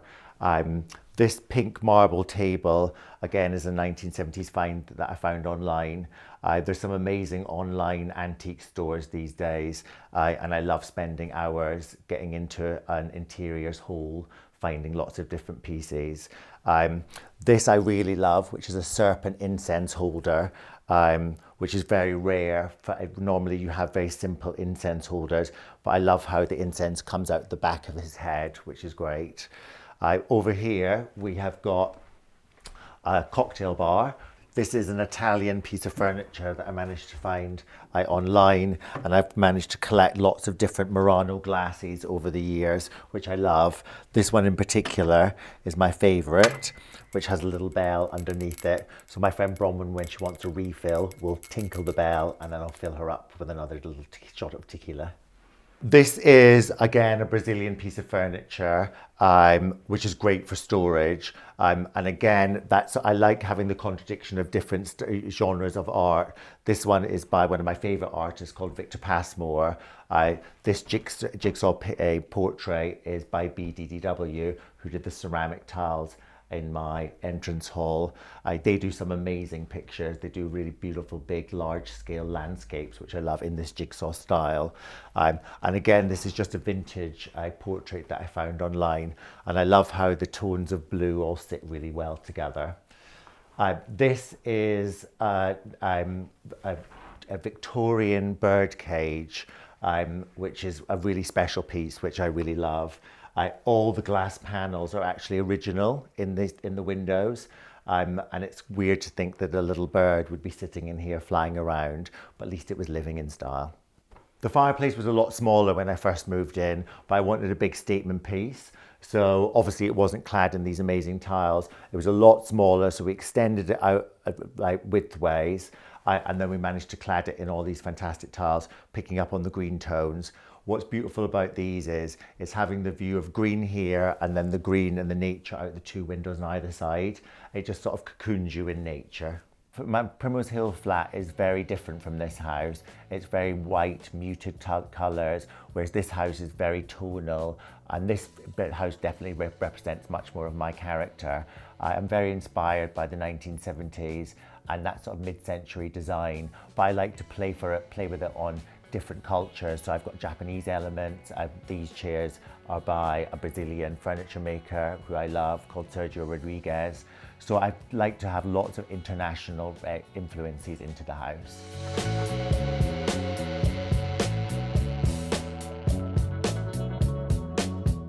Welcome to the second guest bedroom. This is the twin bedroom in the house. I really love the artistry of the cocktail bar in the living room, so I commissioned having these two amazing headboards made. This is, the first one shows myself and Winnie getting ready for a night out, then dancing under the stars, and then recovering after a big night partying. And then the next one shows a really good friend of mine, again getting ready, dancing, and then recovering, and it features my old dog Scampy in there as well. Having all these shelves in the property is fantastic, and I love having like beautiful, interesting plants and candlesticks. And again, it's fantastic to put all my collections of different paintings I've collected over the years.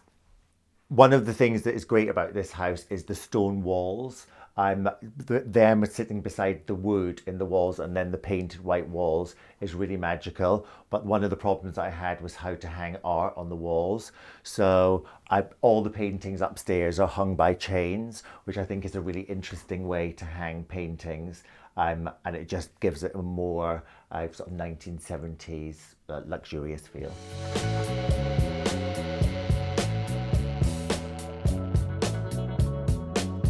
This is the second bathroom in the property, and I wanted something colour drenched, so I clad the whole thing in these amazing green marble tiles. They're actually from a shop called Top Tiles in the UK, which are very reasonably priced. And if you look hard enough in some of these stores, you can find beauty in all these sort of high street stores. The thing that inspired me about this bathroom was this mirror from Anthony Redmill. He does the most amazing shell encrusted busts, and I was lucky enough to find this mirror through my friend Jerome at Le Coul de Chane. It was basically the inspiration for this green bathroom. Again, I designed the little sink units with matching the green to the actual tiles of the bathroom.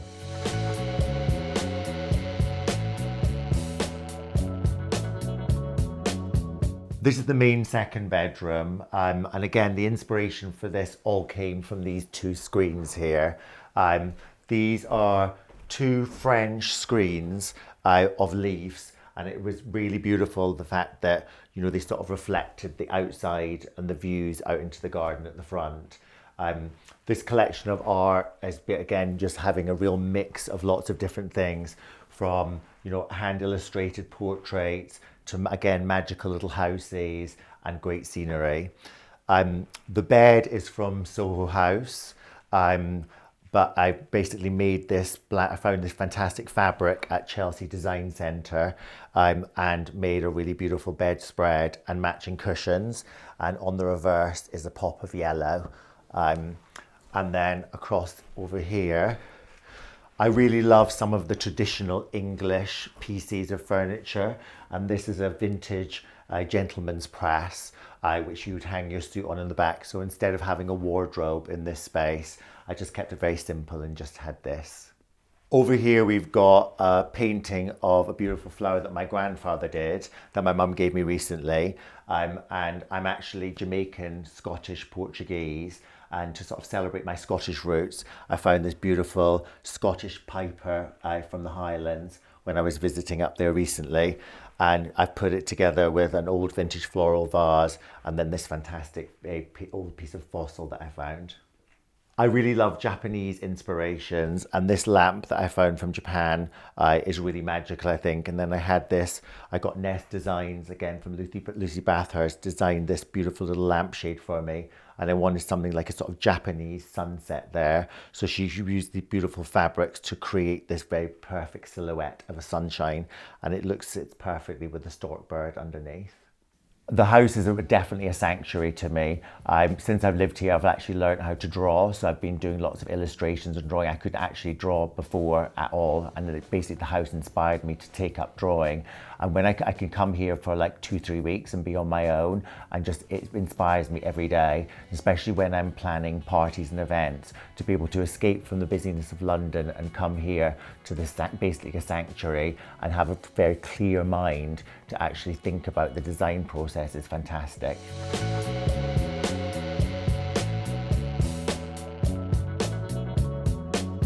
I really love entertaining at the house, especially in the summer, even though today is a very much wintry day in the Cotswolds.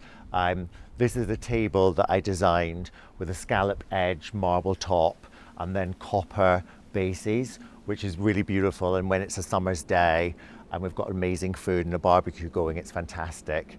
These are all my vegetable patches. I still managed to hold on to some kale, and this is my herb patch.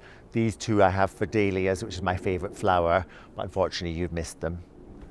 The front of the house was originally just wood clad, but I really wanted something that stood out and made not very that Cotswolds feel. So I've clad the whole front of the building in burnt wood to give it that black look.